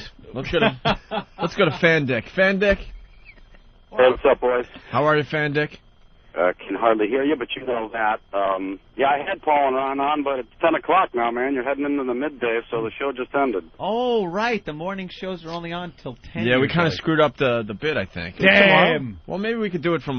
D.C. We're broadcasting from D.C. tomorrow and Wednesday, and we'll have full capabilities for a regular radio show, so... People can hear us better on the phones. So oh, that yeah, might not a work bad better. idea. Yeah, sure. All right. Well, I'll try back tomorrow or something then, man. Punching out. Thank you. Bye, mister. Yeah, we blew that. We wanted to check out some more morning shows today, but I guess that is not going to happen. Is Ozzy coming here today, or what time? Between 10:30, I'm guessing. They said he might run a little late. We're prepared. All right. All right. All right, why don't we take a quick break then and regroup? Is my sandwich here? It's right next to you. Oh. Hey, Hawk, are we ever going to clear this area for the legend to sit? It will be cleared. It's a messy countertop. You can't have Ozzy come in and see a messy countertop. No. Jimmy's been working on his Ozzy stuff all morning, I noticed. What have you written down there? Just a couple of questions I may have. Not thoughts. Not too many questions, to be honest with you. Dude, you're going to be the one, though. Now we'll all talk to him. Nope. I'm not talking to him. You're not talking to him? No, this is your moment. Well, I want Jimmy to have his moment. Well, I'll chat with him. I mean, I'm not gonna... have a little chit-chat. You're not going to be leaning on us. It'll be a little awkward, but we're going to... Oh, I'll believe me. If I have to, I'll just yap at him until he walks out the door. Believe me, I can talk to Ozzy. Right. I'll just... So that's what we're going to do. How many times can you say that you're God? Nobody wants to hear that for an hour. No one wants to hear me talk to Ozzy. No one wants Anthony to hear Anthony talk to Ozzy. Not true. You guys do great interviews. It doesn't matter about... It's your obsession with Ozzy that is going to come to light today. But everyone knows that. He's also still a rock legend, and you're still having a big guest on the show, so just doing a regular interview is important. And haven't we spoken with him so many times on the phone that he knows us? Isn't he our friend? Yeah. So we can talk to him. Yeah, of course. Right. And don't worry, we won't throw you under the bus or anything today. I don't care. We wouldn't do that. How can you? No, we really wouldn't do that to you. We know how important this is to you. Yeah, let's not do that. Ben, an Ozzy update, or? There's no update. He's going to be here sometime between 10 and 11. In worst case, we can keep the channel on after 11. Okay. That is the beauty of satellite. All right, why don't we take a break? We'll regroup. Why are they showing Tony Danza in a stupid Spider-Man outfit? Because it's hot. That was his Spider-Man outfit that he had his big hog. Oh, it's his 100 shows, so they're doing a whole retrospect. 100 shows. With Tony Danza. Wow. You know? Yeah, that was where he had his Spider-Man costume for Halloween, and he was upset because it showed off his big hog. And he wanted, what did he say? I could use an apron right about now? It seems like just yesterday, 100 shows. Who's wow. he tap dancing with?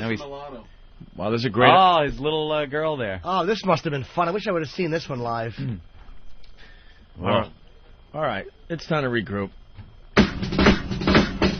Oh, Oh. You know, I'm starting to get hot. Oh. You know, I'm starting to get hot. Oh, no, I'm going to give up my virginity. I'm a sport. Maybe take a little cock right into my mouth. It must hurt. Maybe taking it in the rear. Maybe bang me up the ass.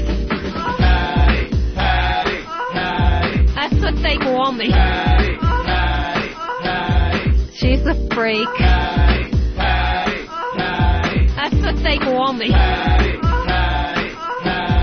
She's a freak. What do you want me to do? I'm going to be facing the wall. What do you want me to do? I've always wanted a juicy cock. Put it between the boobs. I'm into the TF thing. Put it between the boobs. Put it in the pits. Put it in the pits. My favorite oral treat. My favorite eating cock. I'm hungry for a big, fat, juicy cock. After I whack your bag, whack your bag, whack your bag, whack your bag. Shoot your big wad of cum right into my mouth. That's what they call me. She's a freak. That's what they call me. Oh, God. After I suck you off, I want you to bang me up the ass. I'm hungry for a hard male cock. Stick your huge cock in my tight ass. That's scaring me. I take it in the rear. I'm a freak. That's what I was taught. I got a big juicy cock from Ben the other day. Oh. I like the banana. Oh, God. I like the banana. I'm a freak. I enjoy having sex with a guy. I enjoy cum in my mouth. I enjoy cock between the boobs. I enjoy cock in my tight ass. That's what they call me. She's a freak. That's what they call me. She's a freak. And Anthony Show. Opie and Anthony, XM 202.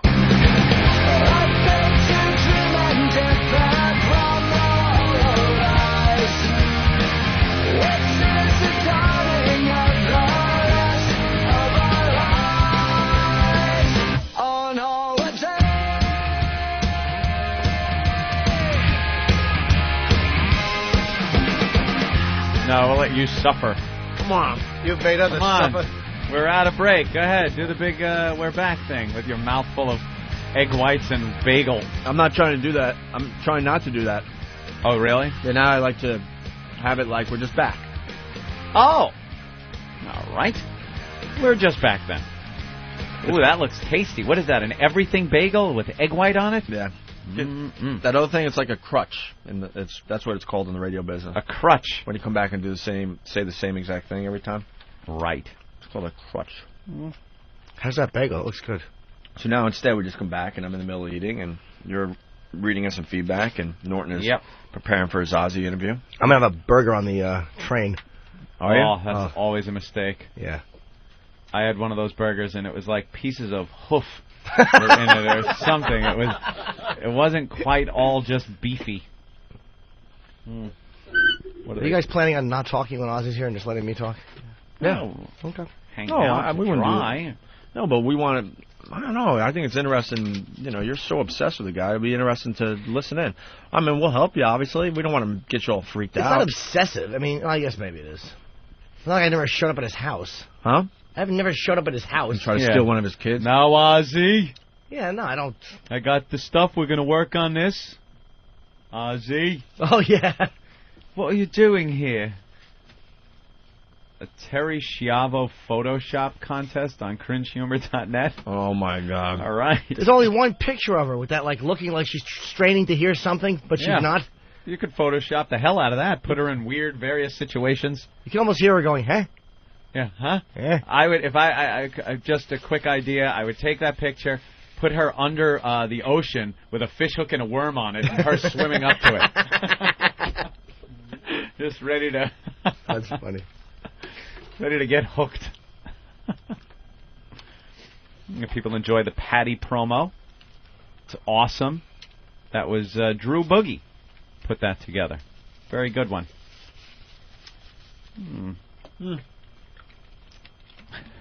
Hope you got to finish eating. Yeah, I didn't want to bring it up, but You know that blood sugar thing? It was starting to happen. Oh, were you getting a little shaky? Oh, boy. Oh, boy. I thought you went to a doctor and he said you were fine with that. What happens to your blood sugar? Everything's good, actually. Had a full physical, yeah. He just has to eat. He gets cranky if he doesn't eat. Yeah. Like, Anthony could survive on, I don't know. I had tuna. I know, but you could, like, eat a pretzel and you're fine for the whole day. It's the weirdest thing. Yeah. Everyone's metabolism is different. Yeah, I have none. I ate a lima bean. I put on 4 pounds. Fat pig. All right. I'm almost back with you guys. Hey, did that scene in Schindler's List bother you when the little kids were running away and they had to jump into the porta-johns? Oh, yeah, that was a good one. There's flies all over. Yeah, that didn't really bother me. Unless it's real, right there. I could picture myself in it. Then it's, Could you watch disturbing. a good scat video? No, I've seen some of those. People send clips, and it is really hard to watch. I've seen some awful The girl all bent over, and it just starts butting out like a volcano. Yeah. Her bung starts popping out, and then all of a sudden just creamy and... Yeah, I don't like creamy. Yuck, yuck, Oh, yuck. God. Disgusting. I don't like creamy like there's something you do like. Remind me to tell you the story about the time the suppository bounced off my chest.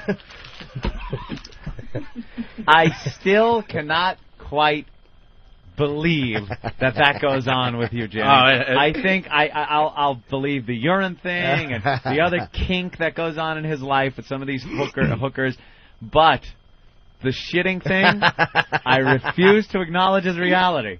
I'm with your mom in this whole camp. Hi, Jim. This is Anthony. Yeah, hi, Jim. It's Anthony. Yes. Jimmy, Dr. Phil said that women shitting on you is disgusting. Could we all make believe it really doesn't happen? Dr. Phil said you should kill yourself. You're a failure as a son at 36. Old log face. Oh, stop it. Peeing, crapping logs on him. His chest looks like the log flume at Great Adventure. Whoosh! Disgusting. I will not accept that as fact. And I like that whenever you do tell that story, you kind of smile like maybe it's not real. You're delusional. I'm not as bad as people would think. And he says things like that that lead me to believe. I will say that women who have hooked up with me at times, even just regular dates, are always surprised I'm not completely the creep they expect me to be. Really? Yes. The ones that live through it. Very gentlemanly? Yes. Very gentlemanly? Yeah, I'm nice. Yeah. I'm not a scumbag. Mm-hmm. I'm a nice fella. Till you get to know him a little. Yeah. That's... And you start saying... Ooh, that smells good. Then you start telling them what it would be like if they had to sit and watch you and her father. Oh, yeah, that was a good one. Snuggling and you jacking the father. Yeah. And just as he lets it go in my hand, he puts his face in my neck and goes, "Ugh," and he just groans into my neck as it bubbles over on my hand. And he paints these pictures for these girls. Oh, is that horrific? I used to love that one and telling her how I was going to hug her grandmother, but then just grab her grandmother's ass and press my heart on into it against the kitchen counter, like into her crotch. Like... That's what she said, too. She said the worst part of the whole, like, she'd come down the steps, and the way I would describe it is that me and her dad would have our pants pulled down just to mid-thigh. Like, we wouldn't be naked. And she said the worst part was the pants not being all the way off and the face and the neck. She said that was the worst part. Oh, the father. You feel his little razor stubble on your neck. Yeah. Like, you can't look at me, but it just feels too good to make me stop.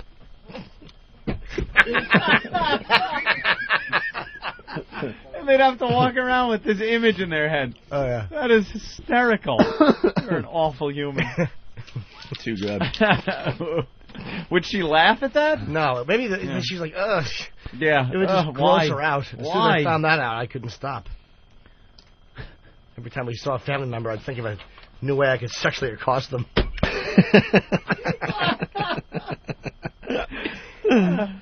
That is great. Well, we got so out there, man. We got a bunch of things we can get into here. We got the contender drops from the dude that committed suicide. His appearance finally was on TV the other night. It was a rocky weekend for me. A rocky Sunday. Yeah? On one of those American movie channel or something like that. Movie Classics, whatever the frig channel that is. Started with, Rocky. And then they went all the way up to I Must Break You. Rocky 4, I guess that was. One in Russia. Boy, that one dated well. That one aged well. the whole Cold War thing, and I was thinking, if I could change and you could change, we could all change. Just awful Cold War propaganda garbage. He's a trite ass, Stallone. Yes. A trite ass. He's never had a real message in any of his dumb movies. If I could change, you could change, then we could all change. They're chanting Rocky, Rocky at the end of the movie. They're all, hardline communist, Russian, Soviet Union. They're all in there to see Drago beat up Rocky, and of course Rocky wins. And halfway through the fight, they're chanting Rocky, Rocky. And Gorbachev, the guy that had a career because he looked just like Gorbachev, is at the end. Rocky gives a little speech, and he stands up and does the slow clap. Nothing worse in a movie than the slow clap. And here's the head of Russia, doing the slow clap for Rocky. Gotta know when to do the slow clap, though. Oh, yeah. Not another teen movie. That was... Oh, I know. Very funny. Brilliant. Rocky movies, I watched every one of them, too. I just sat there watching these dopey movies, and it's all the same thing. Rocky feels he can't overcome a problem. Adrian doesn't quite believe in him. Adrian does believe in him. Rocky can overcome problem. First one was great. That's a great movie, the original Rocky. He was profoundly retarded in the first one. Yeah. You watch it, it's like, oh my God, it's a retarded man. And then by the last one, he's fine again. He's just Sylvester Stallone. He's not retarded Rocky. What happened? They punched his brains back in? It really doesn't quite work. Dude, he's a cheese dick. I mean, he's a cornball. Yeah. I think First Blood was mediocre at best. The Rambo stunk. Oh, First Blood I know a lot of awful. people love it. It's just not my type of film. And Tango and Cash, I actually bought that to take some corny, unfunny dialogue out and bring it in. Really? It's brutal. Horrible. When he tries to be funny, well, I guess that's what happened. Stop or my mom will shoot. You're actually going to bring that in for the show? I started already. Well, I brought in a tremendous special about the girl who had sex with a teenage boy that nobody ever played. Yeah. I know. All right. Well, and Sylvester Stallone now has his own magazine, and then I'm reading that I think he's making his own pudding or something stupid. I'm making my own pudding. Yeah. Pudding? Something. What the hell is that? Either pudding or something he's marketing. I put a pudding cup behind Buckus. Ugh. Will they take like vanilla pudding and throw a hair lip into it? That's fixed, didn't you, sweetie? Thanks. So and by the way, they won't do Rocky 6.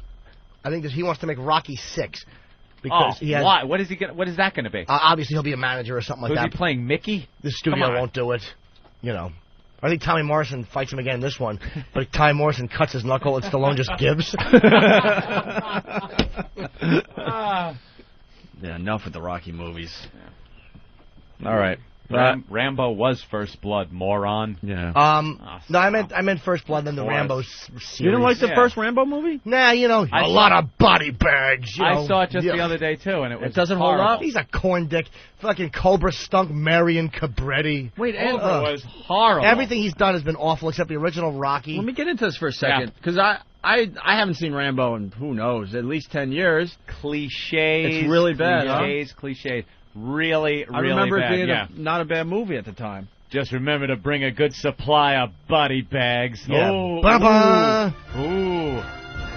And just that bad, it was one of those bad 80s action movies where it's just these improbable ways of killing people and, the dopey hick cops in the woods and Rambo killing them, walking around. And then his speech at the end.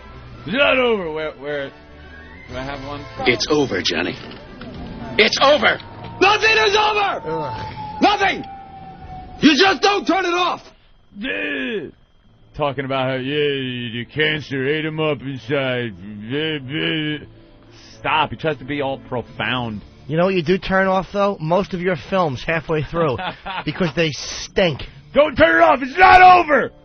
Yes, it is. Click. Is this a clip from Rambo 2 you got?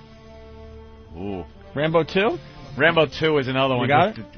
All that 80s propaganda, Cold War stuff, where you always have the big Russian guy. We will get the information you have, Mr. Rambo. And they shock him with the batteries and have him on that old bed spring thing. And Yay! Gets out of it, of course, and takes on the entire Russian army and kills them. Just, you know what? Already. I'm with Kenny in D.C. I'll let him say it here on the air. Let's go to D.C. Kenny, what's up? Yo. Hey, Kenny. Hey. Benny, how you doing, guys? Good. Hey, listen, Copland, man, when he was fat and just slimy. Very good movie. Copland was good. Very good. Copland was a great movie, There you go. and when I saw Sly in the beginning of that movie or whatever, I was like, oh, no. But he was good. But he was really good. Night Riders with Billy D. Williams. Night Train, was it called? No, Night Riders. It wasn't Night Riders. 1980. He was a cop in New York. With Nighthawks? Nighthawks. Nighthawks. You're right. Yeah. Night Train. We're both wrong. Oh, but with bad guy Rutger Hauer. And with that famous scene on the tram. Yeah, sure. All right. Thanks, Always Kenny. funny. He has corny dialogue. You're the disease, and I'm the cure. Well, let's get some of those lines on the show. Horrible. We got him? Boner from Jersey. Rambo is the movie equivalent of the band Warrant. Cool at the time, but now you're embarrassed that you dug it. Very good. He put it all in perspective right there. I always thought they stunk. Yeah, even at the time? I hated... I like really... You know what was a good action film to me? Was like Lethal Weapon. Was a rare case of where you could combine like kind of witty dialogue with action and it works and it doesn't suck 2 years later. You scared me. I thought you were going a rare case where you could get a black cop to get along with a white cop. No, well, that's actually... Oh, my God. I'm too old for this shit. I swear to God, I thought you were going there like, what? I'll say it's a rare case where you can do that and it doesn't suck. You know what I like? When their car goes over something and they both are through the windshield shot going, ah! I love that in a movie. I know, and then you look at what they're going over, it was Ben's lap. Let me see what we got here, Anthony. I might have a Rambo clip for you. Rambo, this is Murdoch. We're glad you're alive. Where are you? Give us your position and we'll come to pick you up. Come in, Johnny.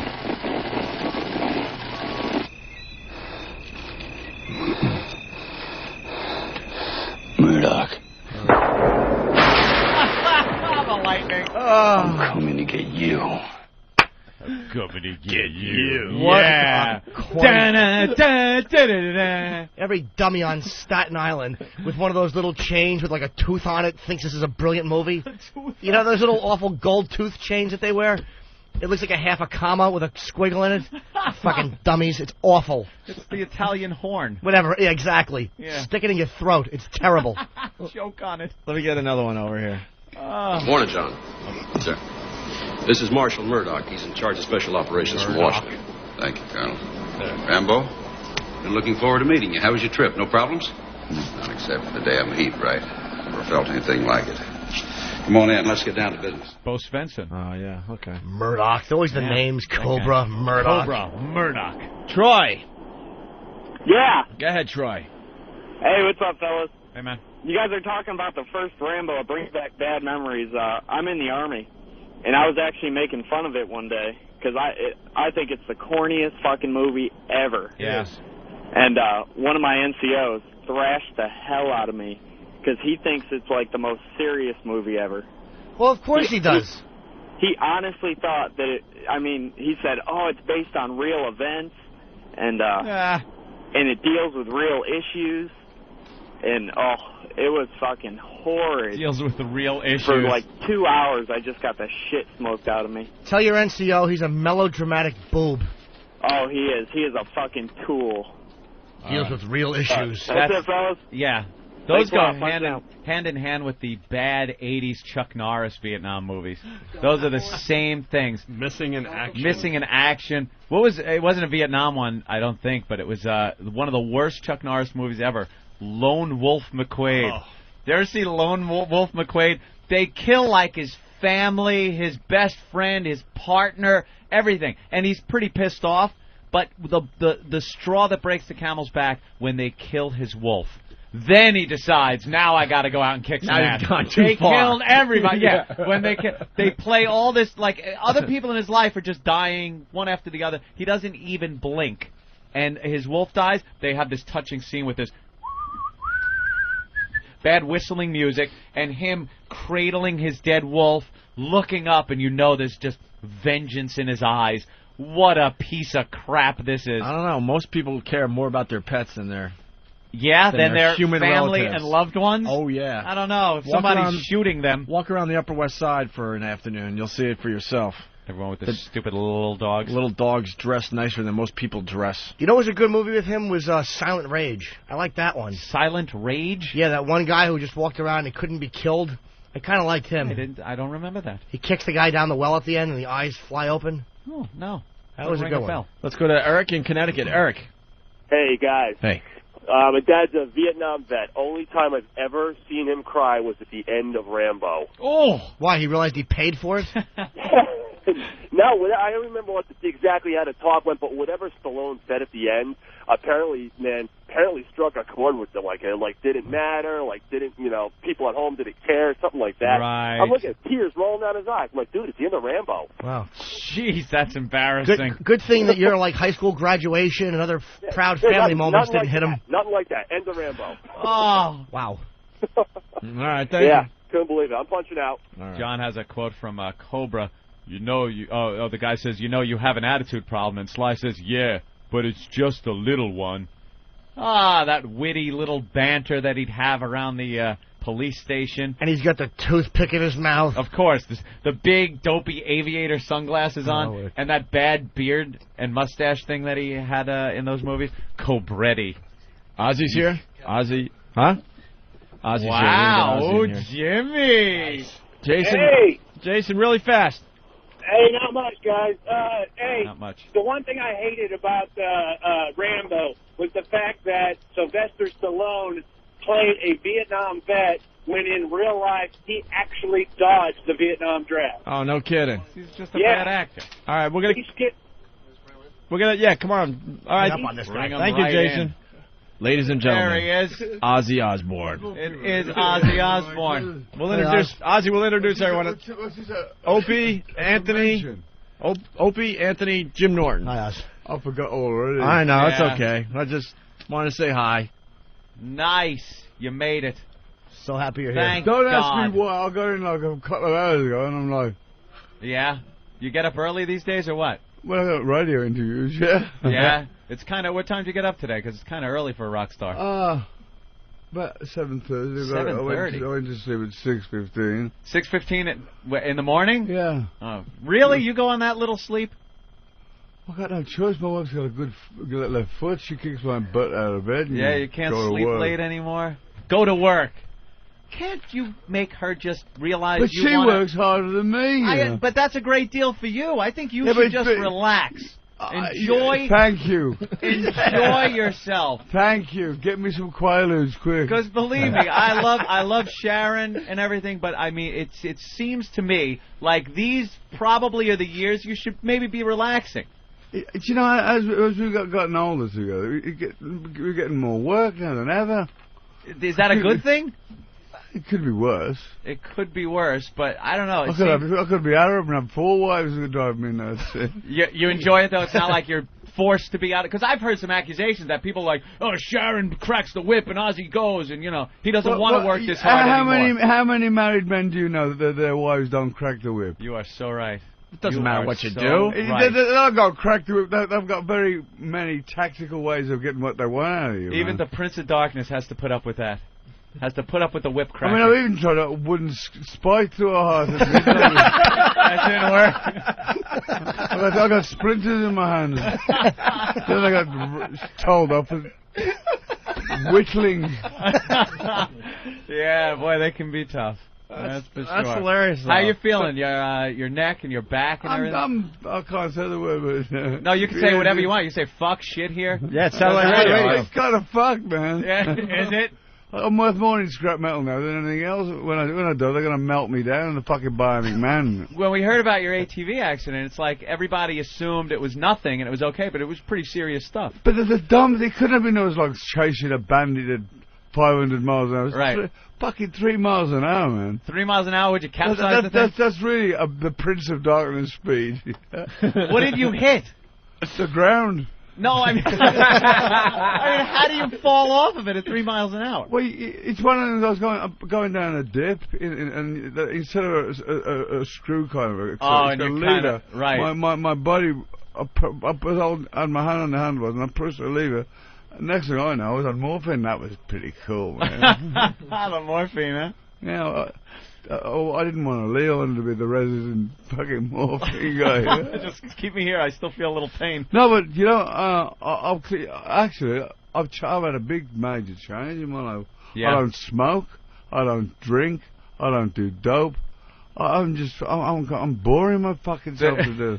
This isn't just a phase, though, that No, you're going through. I'm 11 months now. 11 months. Which is the longest time I've ever gone. And this had to do with your accident? No, because the wife kept giving me fucking shit. You know? Hey, now I heard you were pretty much dead at this point. Well, I didn't exactly want to run the fucking marathon. No. But did they have to bring you back to life or anything? Yeah, they got them fucking electric things. What happened was when I smashed my clavicle, or whatever the fucking thing is, the bone. We're with you. Shoulder blade. Yeah. It severed my artery and my lungs filled with blood, and I was drowning my blood. I mean, I had to sort of put a thing in my lung to drain the blood. Drain it out. And my heart stopped twice. Jesus. Did he see anything? What? Did you see anything when the heart stopped? No, I wasn't really fucking looking. At that point, I didn't go, darling, my heart stopped. Look at that fucking beautiful bird up there. The house looks fabulous from this fucking ditch. Honestly, I think he means some kind of afterlife thing, an image. But I saw some fucking afterlife thing. I'm a ghost sitting there right now. Okay, you make good sense. I understand. I was wondering if he saw the devil or something. You know, a lot of people. I'm married to her. A lot of people see, you know, the nice white light, and the people say to me, "Did you see the light, the white light?" And I go, "Yeah, it was the fucking lamp above the bed when I was waking up." That's what I think that's all about, by the way. Yeah, bullshit. There's nothing. Holy host of fucking angels going, Ozzy, we have come to save you. It's like, get up, fucking, you got a gig tonight, you fucking asshole. My wife, in a Satan frock. Yeah. Jesus. Well, thank God. We cleared that up for you. You're okay, but 11 months now. Yeah, 11 months. Wow, that's really cool. So what do you do to pass the time now that you're not doing the dope? Masturbate. One vice you're still allowed, huh? Yeah, thank God they don't take that away from us.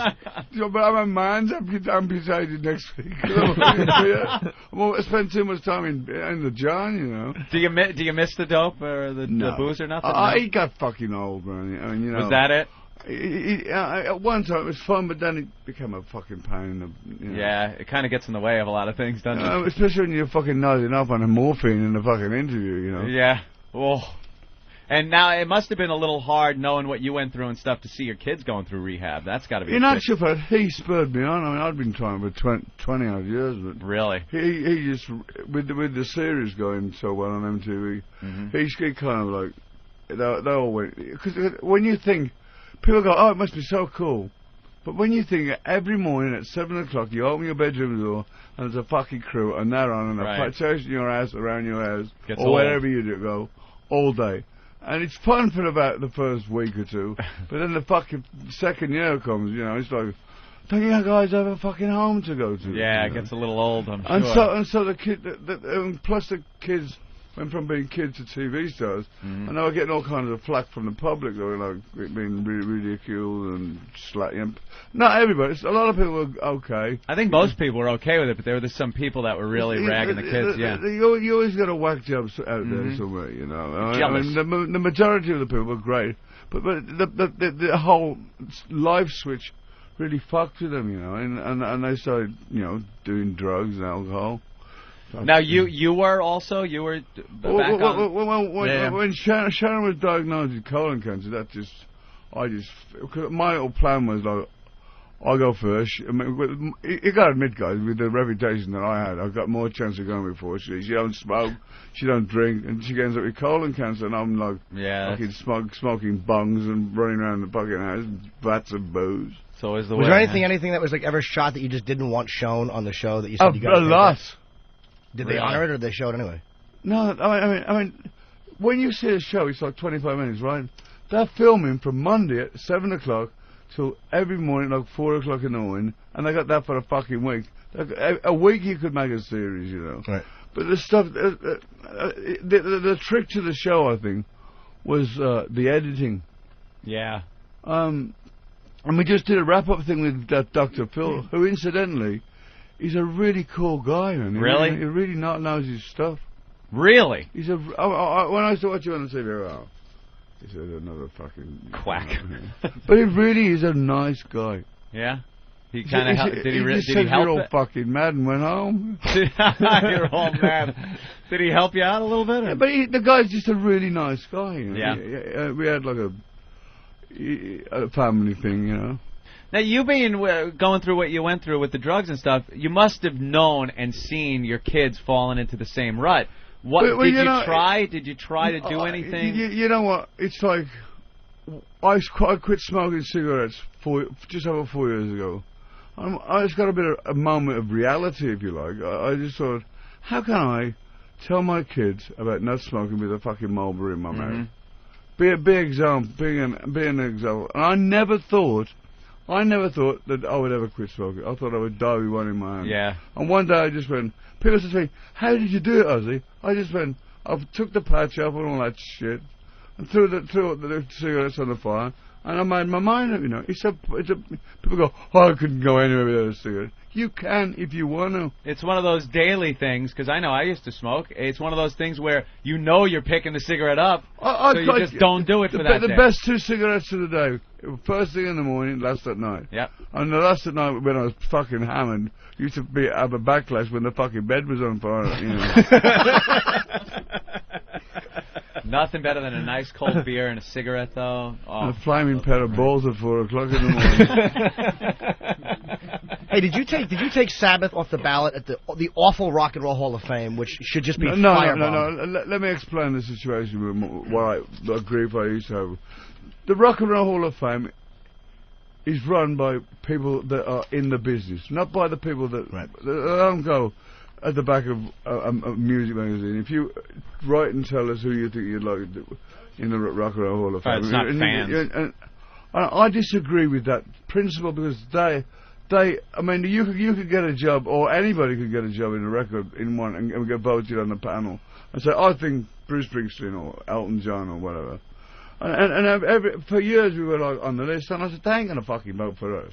They're musical snobs, and they never gave you guys what they should have because you came from a darker place than like Aerosmith or all these other bands that are in there and that shouldn't have been in there before you. But then they had a really damning response to me, which I didn't go out for a fucking week. It frightened me that much into the respect it was so lame, man. It was just, so, what does Ozzy want? An award for biting the most heads off the most bats. Give me a fucking hand job, you cunt. Like that's all you ever did in your career. That's it. I mean, that was fucking. Wait, that proved my point, actually. Yep. Wait, you once bit a... No, I won't go there. Don't start. Fucking and I can still fucking use my right arm. we got gag. In a little way, and I could relate to that. Talking about your penis again. Yeah. Because, we got in a lot of trouble with our radio show. We had this couple have sex at St. Pat's Cathedral, so now wherever we go, that's all they want to know. So we can relate on a small level, the whole bat question, the dove question, all that you've been asked thousands and thousands of times. So who wants to hear it anymore, right? Exactly. Fuck it. Well, it was like... Yeah, it was like this. Oh, please. Yeah, what the bat tastes like? I don't know. It's been that long ago. I don't know what fucking bread tastes like. I saw you had a great answer for that on Letterman years ago. You said bats taste kind of salty. Great response to that. I gotta ask, this is kind of a dumb question, but what is your greatest fear when you walk out on stage? Are you afraid when you walk out? Every night, people say, I've been doing it for it's like 30 odd years now. And people say, oh, you must have it down now. I never, ever, before I go on stage, I go through this inner torture. Am I going to pull it off? Is the crowd going to like me? Am I going to... Because sometimes you go on stage and you go, it's going good tonight. And then you come off stage and the people come up to you and go, you feeling okay tonight? Oh, no, really? And you go, what, you think you're having a good time? See, my perception is fucked. My perception is all over the place. And then when I think I'm doing a bad show, they go, fuck it out, and you get better with age. But I like to, it's like an invisible line. Once you cross that line, you're on, whether you're good, bad, or whatever. Right. I mean, sometimes it's good, sometimes it's fucking awful. But you still go through it before every time you go out? I don't put it this way, I don't need any laxatives, you know. Yeah. But, you know, I mean, the toilet is overflowing. Yeah. That's odd, because you would think, you know, for so many years doing it and stuff, and when you come out, you just look like an animal. You look like the guy that, you know, is confident. I always think that, I always think the worst when Sharon goes to me, you just stand there, you know. I go, I can't because I'm fucking me, you know. Yeah. Sharon says, oh, no, you're 56, none of this fucking jumping around anymore. I just go, keep me at home then if I can't do what I gotta do.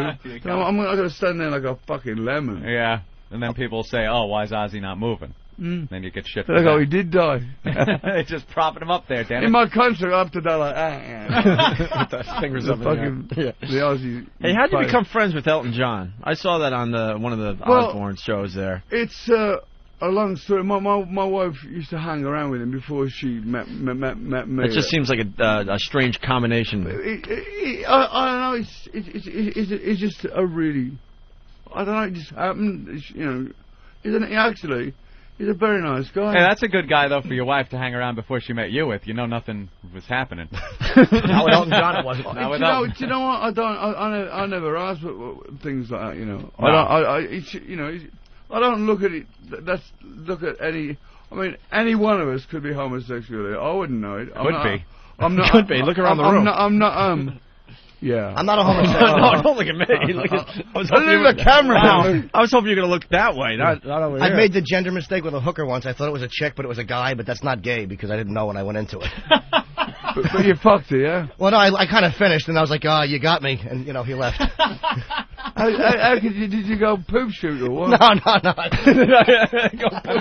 think he paid for a blowjob, Oz. Yeah, it was a blowjob in Jersey, and I didn't know. I wouldn't give a fucking shit about one of them. Thank you. Look at that. I mean, I bet you more than one person has done that, you know. Oh, thank you. But you're getting. He's the only one willing to admit it in front of a lot of people. I mean, some of these transsexuals, though, you don't know the fucking difference. Oh, they're lovely. Looking a little nice, right? These days, science and technology. Kickstart a fucking Harley every quick, though. You know what I've always wanted to ask you too is No, I'm not one of them. Oh no. You're not a tranny. The original War Pigs, you guys had it was an original version you did to War Pigs, and then the lyrics, which were really like dark lyrics. Did the record company make you change that, or did you guys make a creative decision to do it? It's been that long ago, I can't remember fucking making the record. Did I make a record called War Pigs? No, I mean, the only one I do remember, Volume 4 was originally going to be called Snowblind. And they said, no, you can't. It's in those days, it was like cocaine was you couldn't mention or have any connotations. So if you look in the inside cover, I think it's Volume 4, one of the two. Volume 4. And it's got, we'd like to thank the great Los Angeles Coca-Cola Company, which is a little way of saying. Right, you had to get it in there. Fucking blow on that album. Troublemakers. But in those, you know, it's got a lot more liberals, as said. People actually sing about it now. Yeah, now it doesn't matter, right? What do you listen to these days? I don't. I'm currently doing some work with a colleague of mine on a Broadway musical about Rasputin. Really? It's really good. What I like about it, it's a different process than writing songs for an album. You know, you can use a theme leapfrog it in and out of the song, and so it's quite interesting. Yeah, a couple of people with the roots in rock and roll getting into Broadway. It seems to be the thing to do. Well, I've been working on this for 10 years, you know. Oh, see? They're ripping you off. Who? Hey, this box set you got, you cover some really interesting songs. You do In My Life and Sympathy for the Devil. Yeah. It's fantastic. I had to have some... In my lives, I heard... I was watching this movie one day, and Bette Midler was doing this thing with this USO thing for the military, and there was a part where she goes into Vietnam, and I thought that's one of the least Beatles songs that's been covered. I mean, I've always wanted to do a version of Whitest Shade of Pale, but everybody and their fucking grandmother's done that. Yeah. You know, so. So when I did the cover, there's up the road, there's a covers album called Ozzy Undercover with a lot more different songs as well as those on, you know. What was the only one you'd done before that was like Evil Woman, I think, on the original Black Sabbath was the only cover until... I did for that Moscow Pete Summit, Purple Haze for Doc McGee. And the whole box set, and the reason why it can't, I did covers because I've been on about doing it for quite a while now, and the record company, we're going to put like, the fucking Miss Piggy, Born to Be Wild, and my wife says, why don't you add that covers album? It was a lot of fun to make actually, because they were established songs, and we didn't change them around that much, you know, because sometimes when you hear somebody go do a cover song, the only thing recognizable is the title, right? You know, so we kept it nearly as true to the form.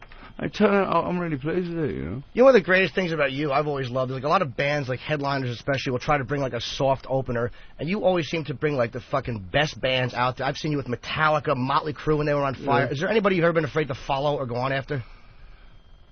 No, way back in the day when Kiss happened, I mean, that was like a fucking revolution. I mean, in the Sabbath, we'd go on after Kiss. They would open up for us. And the fucking audiences were like all that face paint. And it's like, I don't think we'll belong here. Really? But you know, I just plod on. I mean, there's been many a times when I've gone, fucking hell, how am I going to get through this, you know?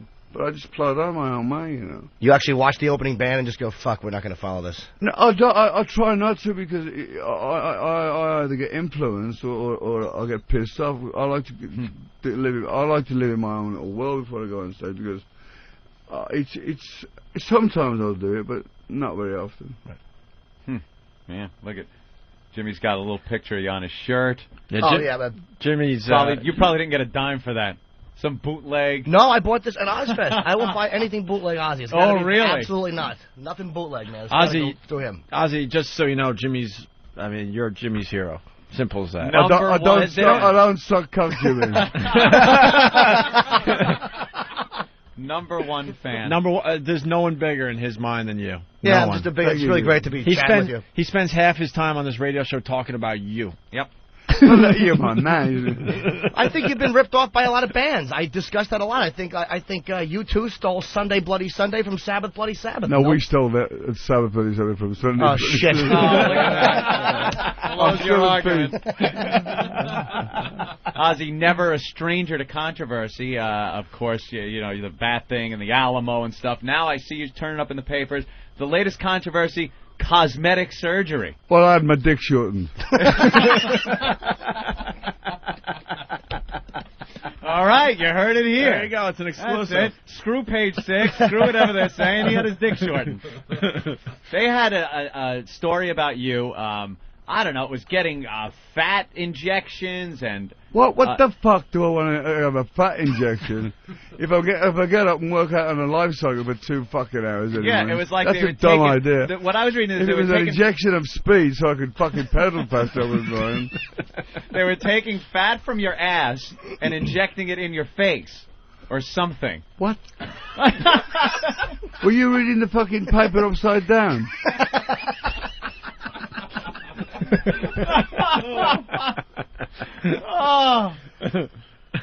It says that you admitted I have had a facelift. Yeah, my wife fucking smacked me in the chin one night. Ex-Bloody Black Sabbath singer came clean after years of denying he had gone under the knife. Ozzy, 56, had insisted he lost his gaunt appearance by ditching drink and drugs and switching to clean living. But the rock wild man has now revealed, I've had a face job and a new nose. It bolstered my confidence to no end. Do I look any different? No. Nope. And the pictures that they put... If that's the truth, I'm going to get my fucking money back. So you never said this? That you've had a face nose job? It's real. I don't know where they get this shit from. I don't know. They're printing lies about you. Probably not the first time, right? Right. Sometimes I'm sure you open up the paper, you read things and go. I don't read it because I always get pissed off. You get pissed off. Oh, you do get pissed off by that stuff still? If I won't read a magazine, but but once every blue moon, I go, oh, look at that. Every time I look at the 1 in a million, it's something I don't want to fucking read. So Probably something about your family or something, right? No, about my facelift or one. What was the craziest thing you read about yourself that obviously wasn't true? Just recently, I was in London and there was an article on Black Sabbath, and in bold writing, he said,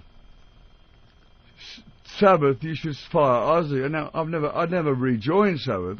We had a reunion because you'll never get a studio album out of him. And the reason why I said I wouldn't do it, the reason why I haven't done another studio album with Bill Ward, Tony Iommi, and Geezer Butler and myself is because I said, if the music that we wrote wasn't as good as when we left off, what's the fucking point? You're a smart man.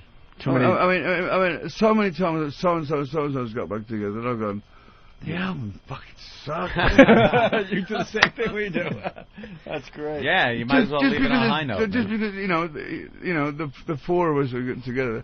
I'd be a fucking idiot if I like this radio station. Say whatever you want. I can be my own man. fuck. No restrictions, Ozzy. I know. It's great. It should be like this in everybody. Of course it should be. What's it gonna hurt? Because I'm sitting there with my hairs on the back of my neck and going, did I say it right? Yeah, you're going to get someone in trouble. They're going to find me. With some guys in a fucking dry bar. Screw it, man. Doesn't matter. Say what you want. So, we have had attempts at doing an album, but I don't know. It just didn't feel right, And this time, if we did do it, and it's still on the burner, it's still on the back burner, right. If something come out as good as Paranoid or Master Reality or Volume 4, then I'd be a fucking idiot not to do it. But why should I do an album that I go, fuck, it's Black Sabbath, but it sucks. You know what? It's easy for you to say also because you're doing very well these days. I mean, you're making a lot of money and stuff. Are there any of the other guys that are really hip on doing something like that just for financial reasons alone? No. They're doing all right. I mean, it takes four of us, and if there's one out of the four that's not into it for whatever reason, it ain't going to be Black Sabbath. Cause right. I've played Black Sabbath songs with great musicians. They've had various singers and different band members, and there's in my opinion, there's like two Black Sabbaths, the Ozzy one and the Ronnie James deal, and it was I must confess, I did like a couple of their albums with Ronnie James deal. I mean, did that piss you off when you heard it and went, no, shit, this is good? Because it was like a new Black Sabbath. Yeah. And I didn't do so bad at the end of the day. He did all right for himself. Of course, yeah. People still want to hear you do the songs. I mean, Theo tried to do War Pigs. It was like, an Iron Man, but... But when I remember getting a letter just after, about a year after he joined them, and he asked me for royalties for him singing my songs, and I wrote back, fuck you. That's a nice answer, sure. Yeah. You got to be surprised, too, that after all these years, it's like a lot of guys... Are you winking at me, or is that a switch? I actually blink a lot, but I probably am subconsciously doing it because I'm just so happy you're here. He's twitching a little bit. He's all nervous that Ozzy's sitting right next to him. I'm just petrified. I fucking forgot my question now. God damn it, do I suck. Ozzy, you threw him for a loop. Fuck. I love looking at you flustered like this. Oh, I'm just sitting here like an idiot with my hands folded, not saying shit. You don't understand. When people call up and critique you the slightest, he jumps all over them like they're talking about his mother or something. Really just defends you like a tiger. Thank you, well, it's like, I know what it was. It was amazing how, like, after all these years, like, you're still putting out stuff that's phenomenal. Like, Just Want You is one of the fucking best songs you've ever done. And Perry Mason is phenomenal. That's like 30 years after you started. It's just amazing that it hasn't tapered off. I'm so happy for Zach Wilde. He's just got his album went to the charts at 50, and he must be fucking higher than a fucking kite right now. Yeah, that's great. We've had him on the show. I gotta tell you, for whatever bad things he's about and crazy and whatever, he has worked his fucking